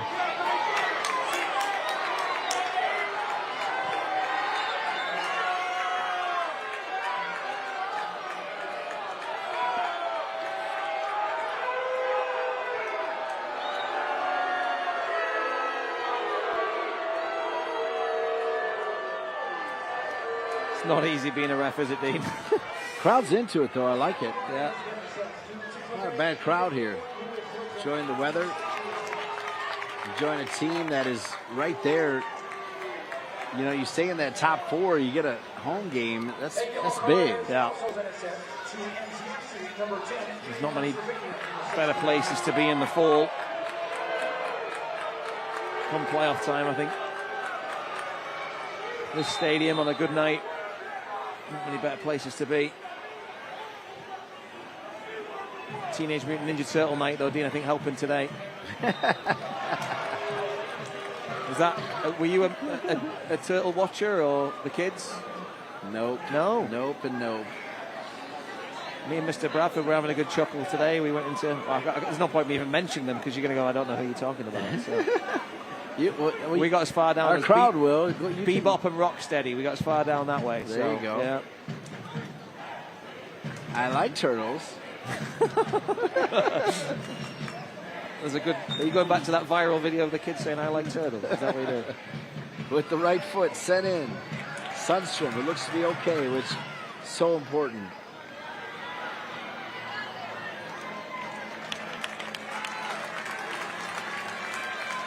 '62nd minute.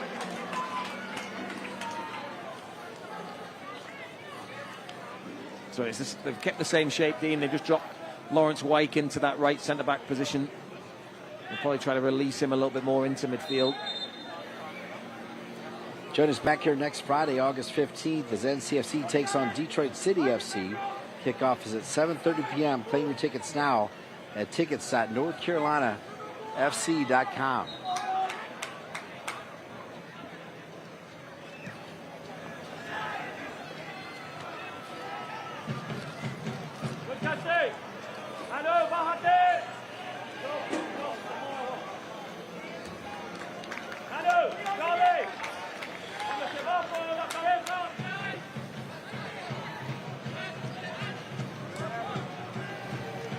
'63rd minute.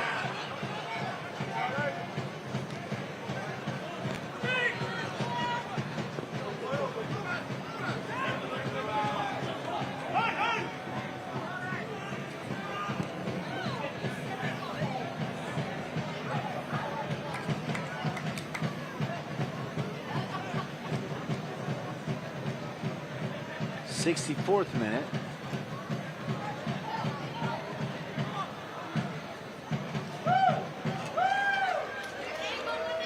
Sundstrom.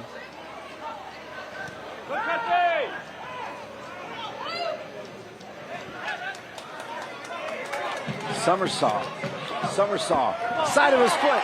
Conway is in! Oh, he hit it well, but just sailed over the crossbar. Conway has made great runs. Another good shot, just a little bit too high. It's a great pick out from Somersault. Outside the right foot. And you can see what Conway's trying to do there. Find that upper left-hand corner. He just drives it. It's a little underneath it. Not too much.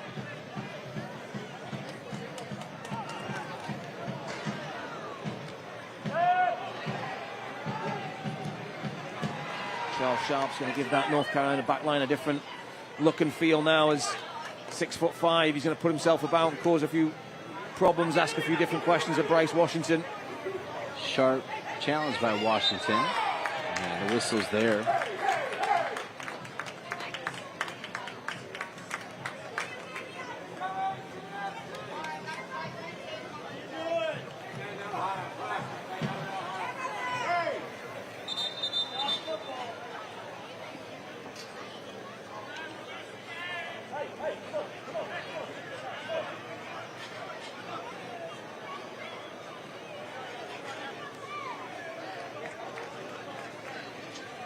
Another player down for North Carolina FC. USL Championship and League One are on CBS Sports and ESPN platforms all season long. Catch the live matches and expert analysis every day on the CBS Sports Golazo Network and ESPN Plus. Go to USLChampionship.com or USLLeague1.com for the complete USL TV listings. So Bryce Washington. Man, there's been a lot of physical play in this one. Yeah. A lot of trainer time. Yeah, they don't get paid extra for stepping on the field more than usual. Dean, half-time, Louisville, Charleston. What do you reckon? Well, you kind of gave me an indication that Louisville was looking pretty good. 4-0. 4-0. Wow. After 45. I don't think many folks had that on the bingo card. Well, definitely not. A little run here by Tampa Bay. McGuire's got a beat on it. I like that. Yeah, good goalkeeper from McGuire. Exactly what you need from your goalkeeper. Sweeping up behind. It's a good look from Bassett. Trying to pick out Arteaga on that far post.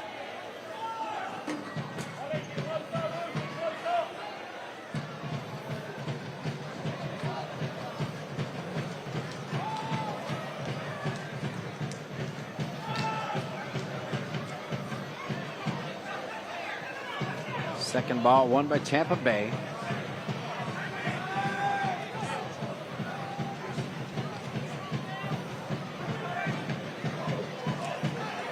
Sharp goes right through Washington. There's Cervania there. Cervania sitting on that yellow card. Maldonado also with a yellow card. Does Conway have a yellow card too? Good question.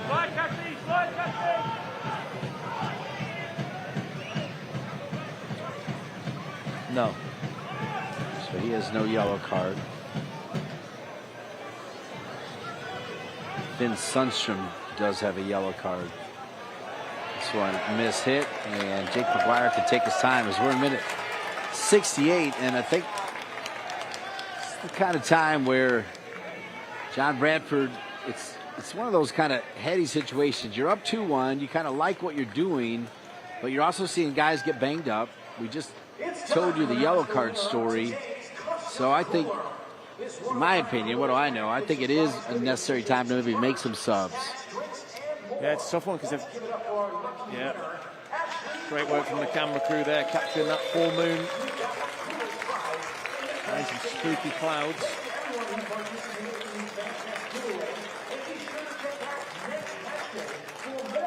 It's a beautiful night for football.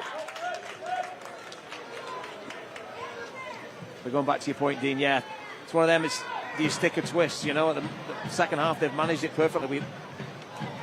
Have they had a shot? I think they had one shot in the first half. I don't think they've had a shot in the second half, Tampa. So the old mantra, if it's not broke, Dean, don't fix it. Right. But yeah, I think those subs are going to be warming up for the next 20 minutes plus.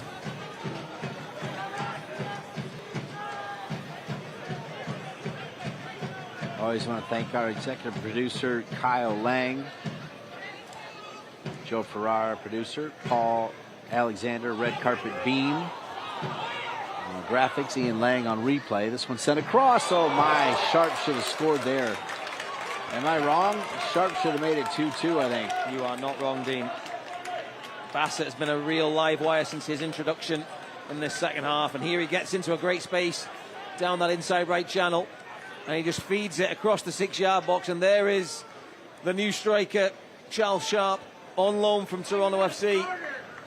Exactly where you want to be, between the posts. He's just going to tuck it home either side of Jake Maguire, and he just doesn't get enough on it and rushes past that outside post, and a big chance goes awry. So minute 70, another sub getting ready to come in for Tampa Bay. John Bradford has not sent anyone down. Pekka's down there with the subs, but not with any cards, indicating a sub that is imminent. Rest of the crew: Ian Lang, Ryan Moeller, Tanner King, Brian B. Ware, Larry McLean, our main man in the end zone, Daniel Bentley, and the one and only King of Kings, Mark Drive. Number 20, Nick Moon. Entering the game, number 15, Juan Carlos Aguilar.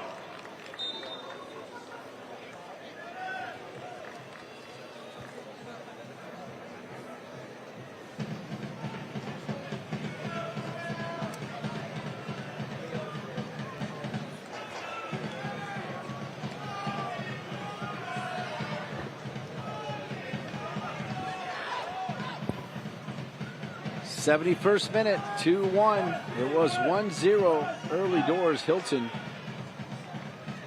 scored the first one.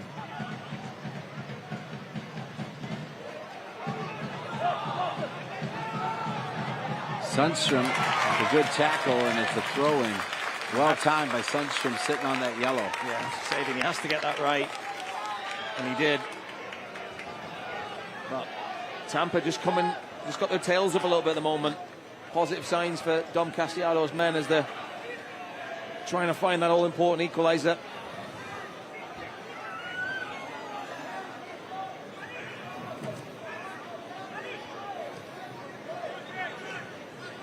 '72nd minute. Washington will leave it for Maguire.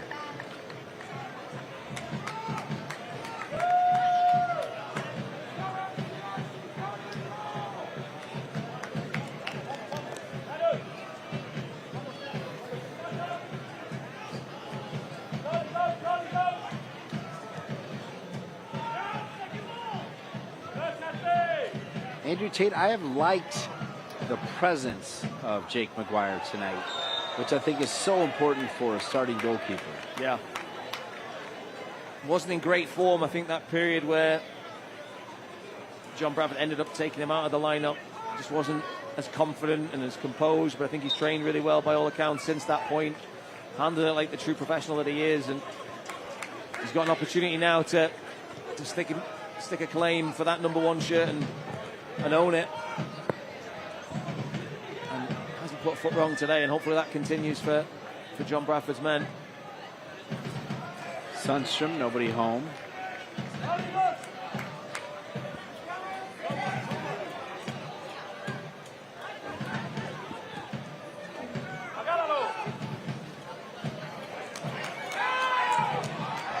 Long ball. Cervania comes back to defensively. He's got that yellow card.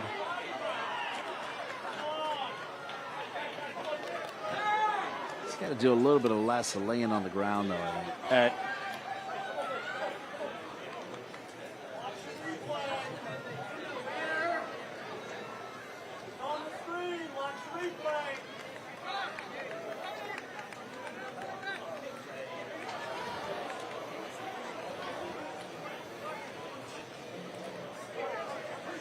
Are those the taters? Yeah. They've got their little signs, handmade signs. They're all about it. Like my oldest son, Hayden, his favourite player is Rafa, so to see him go off would have been a blow.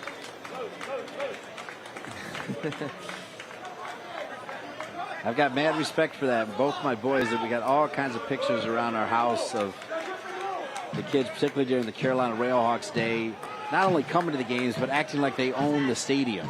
I think they've passed that on to John Bradford now. John Bradford's kids, I think, tend to own the stadium. I think young Owen Bradford, I think, was running cross-country around the grounds here earlier today. So really laying claim to the whole park as it is. Caught a few cross-country meets here. Yeah. I remember one in the ACC. It's viral. There was an athlete, I think for Louisville, can't can't remember, but she fell like about 25 yards from the finish line, and a member from another team, might have been NC State, rather than finishing, helped her across the line. Great example of sportsmanship. Yeah, that's fantastic. Don't always see that, do we, Dean? No. Cervania drops it to Perez. Cervania not on the same page with Conway.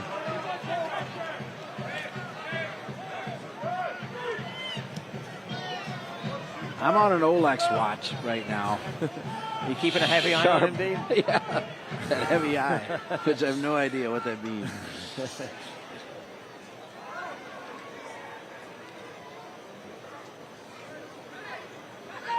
Yeah, I think this is the moment that you're talking about right now, when you're sort of camped in this low block. Having that ability to release an Olex Anderson into that massive amount of real estate in Tampa Bay Rowdies half would be a thing of joy to the defensive players of North Carolina when you see him just scampering on. You see good shot there of the North Carolina subs in good spirits at the moment. Summersaw. Had that one deflected. Sharp. Should have made it 2-2. Kind of missed a sitter. Boy, we have been here a lot for games where North Carolina FC has had the lead. They look comfortable, and then something crazy happens late. We got another push and another talk.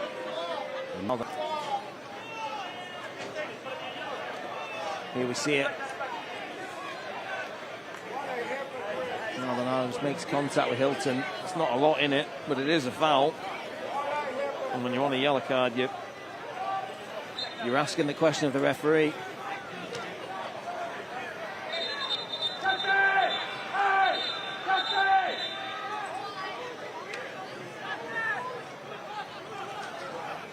I don't think head coach Dom Cassiano was happy with the decision of his centre back there to roll it into Crisostomo under pressure, inviting the North Carolina press. Pettis Sundstrom running downhill. Tampa Bay into the 18. A chance to tie. A turn deflected. Sundstrom with the clearance finds Dolabella. Then Burner. Now Conway comes over. Kind of runs into Dolabella. So Tampa Bay will win it back. 78th minute. Far side. And a near post save from McGuire. Will be a corner kick. Corner kick Tampa Bay. It's a good pick out from Arteaga here.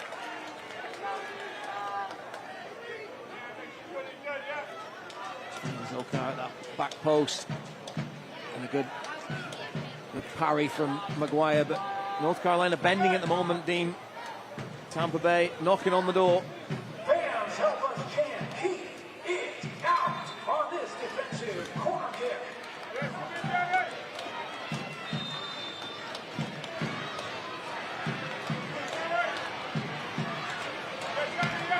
Corner kick coming, Rowdies.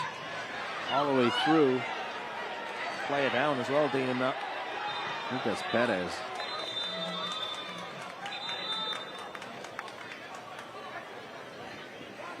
Clutching his ear. Not quite sure what the referee's going to do now.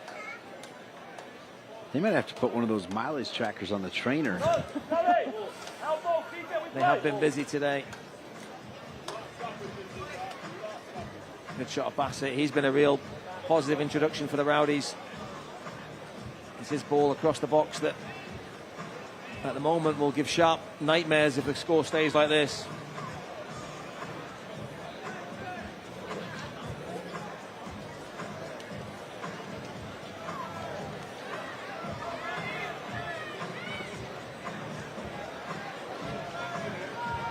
Holy cow, Quack's getting most of the warm-up. Olex Anderson just sitting.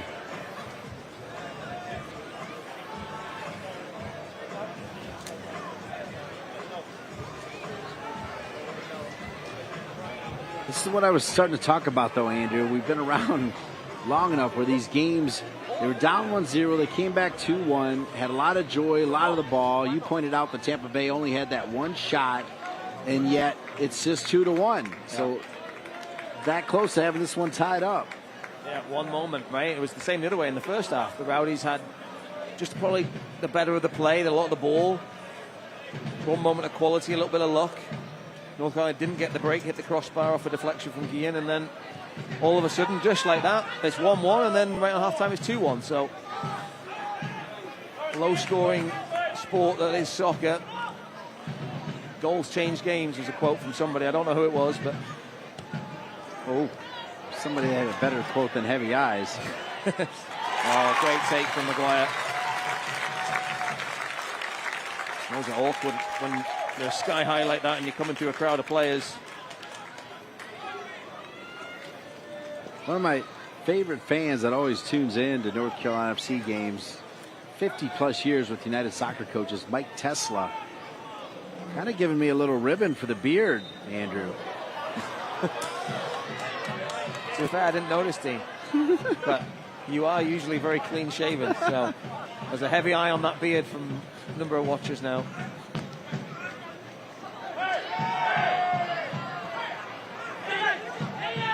Cervania.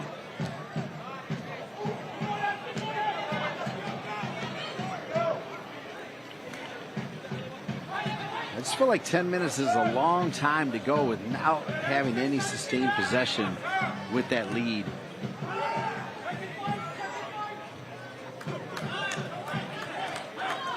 This is better though, right? Cervania to Maldonado. And deflected out of bounds. Just got to manage the game. I don't think North Carolina are too bothered about who has the ball. It's just kind of where they're allowing them to have the ball and how they manage it. When the game gets a bit stretched and they're leaving those spaces in transition, the likes of Bassett and Arteaga and Sharp don't get found by the likes of Hilton. So they've got to be just very mindful, even when they're going forward, of just how they leave themselves open on the other in transition. Dolabella goes down on contact, does not get the call. He's not had any today, has he? But I don't think he does himself any favours. It's a little bit too theatrical for me.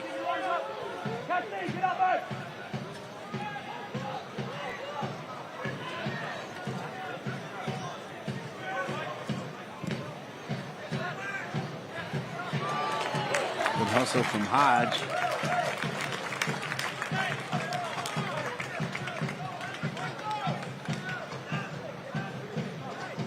Mike. 83rd minute. 2-1 North Carolina FC. A late PK in the final moments of added time of the first half by Luis Perez. The difference in the game, 2-1.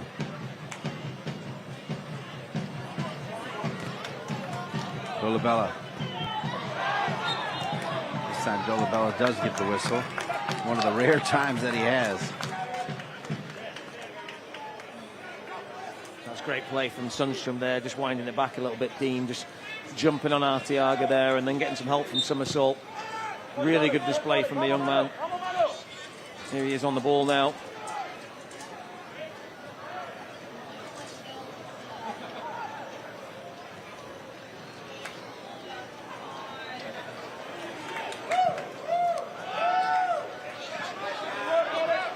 Great touch by Maldonado, receiving a wonderful pass. Here's Perez. Now Somersault. This is a good way to kill off the game. Cervania. Back to Maldonado. Now he'll switch it to Washington. Good trap by Washington. That one kind of just took off on him a little bit. He handled it fine. Burner dribbles himself into trouble. Comes from behind to win it back, though.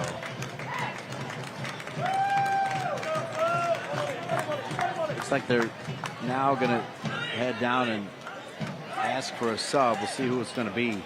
Conway. As we walk you into minute 85, Conway turns it over.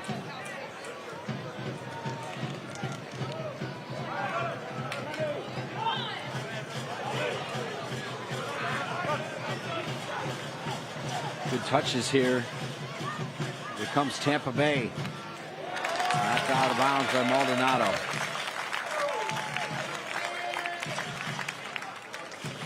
Mikey thought that may have gone off the Tampa Bay player, but the Linesman was right there, said no. So it'll be a throw-in. This is where you gotta look around. You gotta see who's behind you. As they throw it in. 85th minute. Shot! And right at McGuire. Good little turn and a shot coming from Arteaga. You had high praise for him. Decent turn. Yeah. Heart and mouth moment for North Carolina when the ball gets to the Venezuelan there, 31 years old, right on the edge of the box with space to turn. He's only thinking one thought, and that's try and hit the target. Doesn't even need to look where the goal is. He knows where it is. Straight down the throat of McGuire.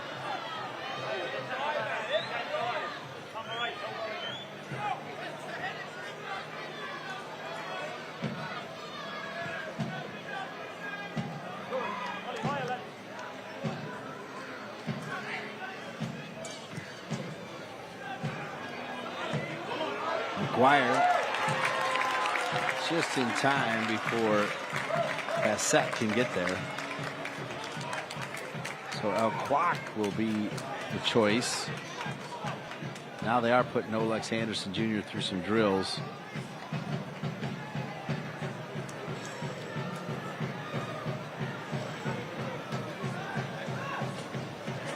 Ahmad El Kwak.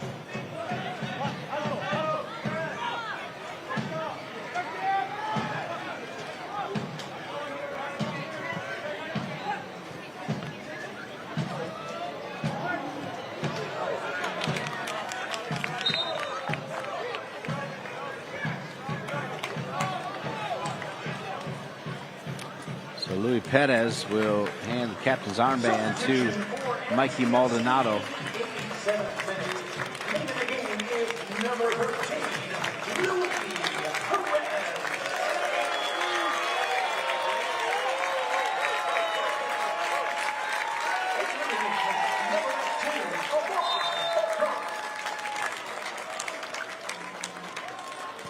So another solid shift from Louis Perez, kind of a fan favorite. Just an extremely likable guy. Yeah, I had a good chat with him after the last home game against Loudoun, talking about fatherhood, and he's saying his, talking about sleep and things like that. It's just when you're talking about these young professionals, they're trying to navigate being a pro, and his wife, I think, was really helping on that front, just taking the load off him and allowing him to get some sleep at the key times. He was talking about Rafa's kid, though, Dean. You'd be surprised to know that Rafa's kid's quite solid for his age. Which was no surprise, he said. But yeah, that was the sub I thought was good when I was looking at who he was going to bring off there, Coach Bradford. I think you've got to leave Dolabella on for his height. So Perez would have been the obvious one, just to get some fresh legs in there. Kwak loves to cover the ground and put a shift in, so a little bit of energy. 88th minute. I'll give you first pick on the town properties added time. Oh, I'm going to go 6. It's torn between 6 or 7, so. Yeah, so I'll take 7. Well, if you were smart, you wouldn't follow anything that I advise you on doing.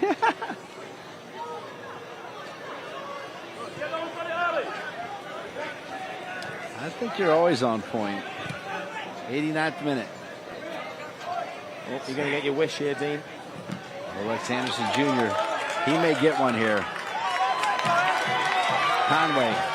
Is this his last run, or are they going to go with somebody else? Conway's looked good. Conway trying to stay with it. Conway still with it. We're in minute 89. So Olex Anderson Jr. will get his run in added time.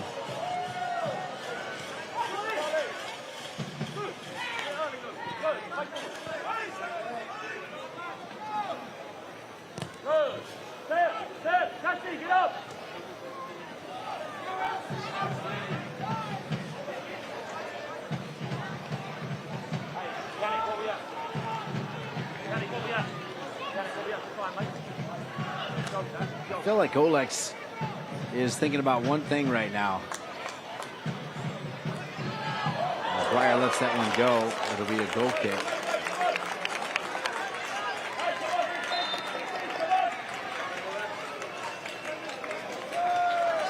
So it will be Conway, who was great. So Conway has not looked over, I don't think, at the sub. Now he has. Substitution for NCFC 90th minute. Leading the game is number 7, Evan Conway. So Conway going out for Olex Anderson Jr.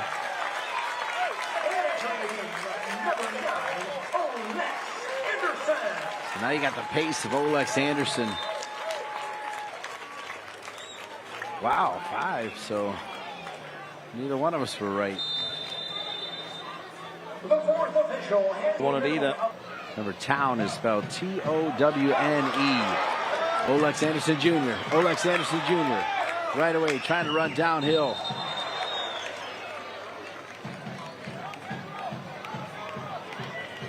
Well defended by Aaron Guillen there.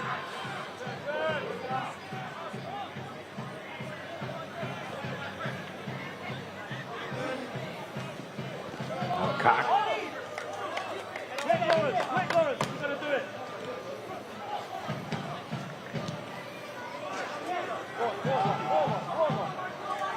Tampa Bay, this is a big chance here. Burner defensively wanted the handball, they don't get it.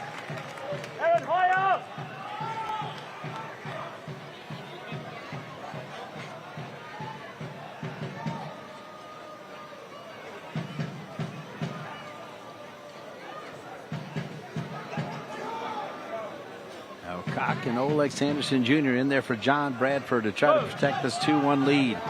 In Town Properties added time. We have played 90 seconds of the 5 minutes.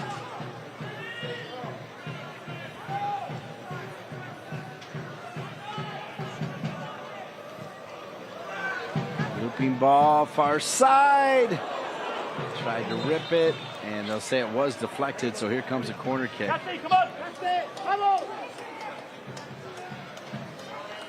Bassett involved again, just swinging one to that back post. And the ball flicking off Savania. Thankfully for North Carolina, didn't flick on target. And another chance for the Rowdies to get that all-important equalizer.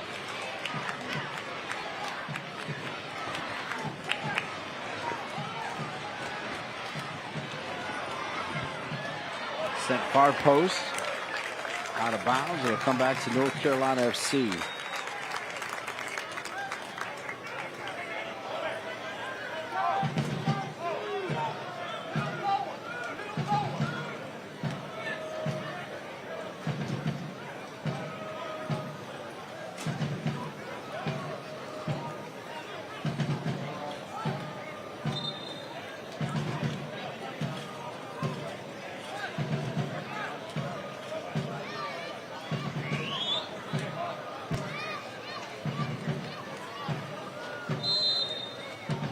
Carolina FC trying to pick up a key 3 points here.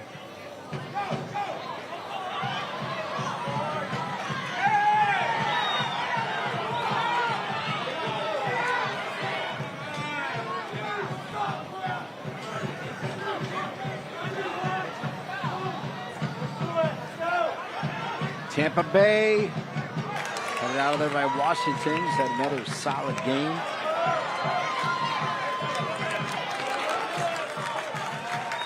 Good work from Alcac and Anderson there. It's what you want when the loose ball pops out there. Pressing Crisostomo. Eventually getting a throw here. Chance to run down the clock. Try and control and dictate where this game goes now.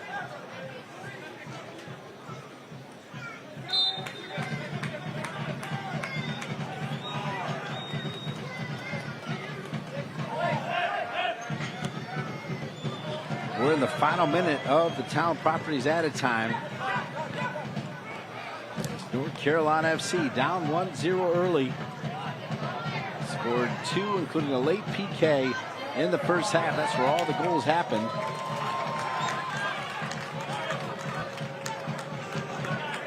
Cock has it taken away. Oh, now just play it into space. Somebody on the far side to Olex Anderson Jr. Wrong option, Dean. Wrong option. You take that to the corner and you keep the game down there. Now you've got to track all the way back and give the Rowdies one more chance. Yeah, I clearly have not been calling for take it to the corner at all. This is trouble here. And Summersaw does well to knock it off with Tampa Bay, and that could be it. And it is. Congratulations, North Carolina FC with a 2-1 win over Tampa Bay. Yeah, frustrating night for the Rowdies. It started off so well with that opening goal from Lewis Hilton, but full credit to North Carolina. They turned it around in the first half and were much more solid in the second. So big 3 points for North Carolina, and the Tampa Bay Rowdies will have to continue chipping away at that playoff line. All right, we'll be back to wrap things up. 3 big points, and we say, how about North Carolina FC? 2-1 winners over Tampa Bay.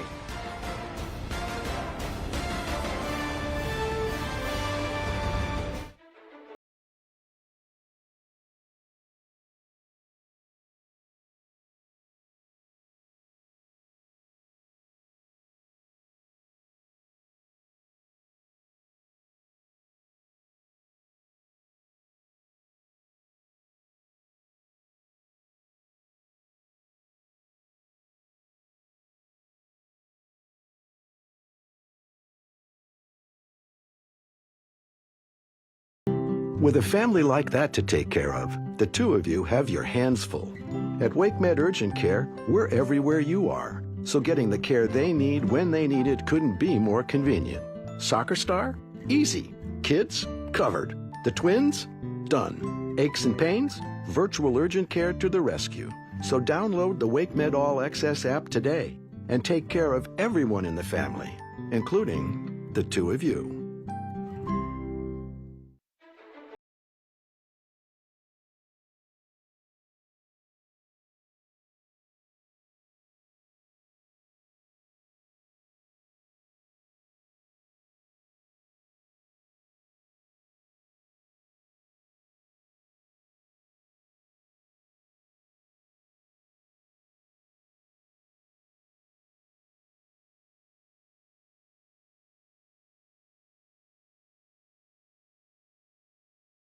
How about North Carolina FC down early 1-0? They come back with 2 first half goals at 3. Yeah, and it was Tampa Bay Rowdies that came out firing in the first half. Good build-up play from the visitors. And this touch from Alvarez to lay it back to Lewis Hilton. Pure strike. Gets a deflection. That's the what beats Jake Maguire.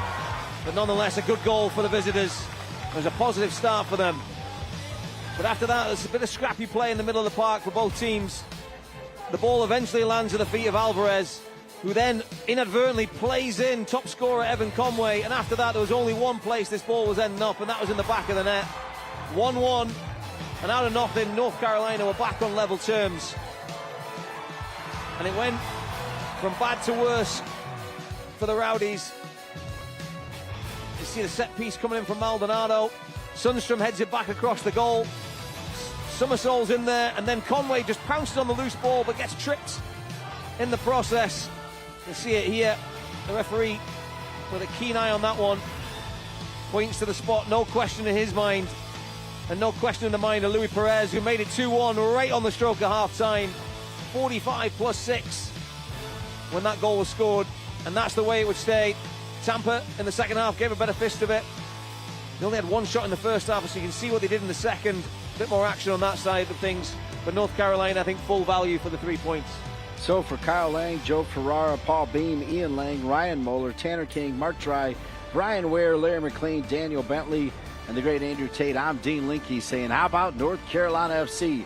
3 more points as they climb the Eastern Conference ladder with a 2-1 win over Tampa Bay Rowdies. And you saw it all right here on ESPN+. This copyrighted telecast of the United Soccer League cannot be retransmitted, rebroadcast, or reproduced without the express written consent of the United Soccer League.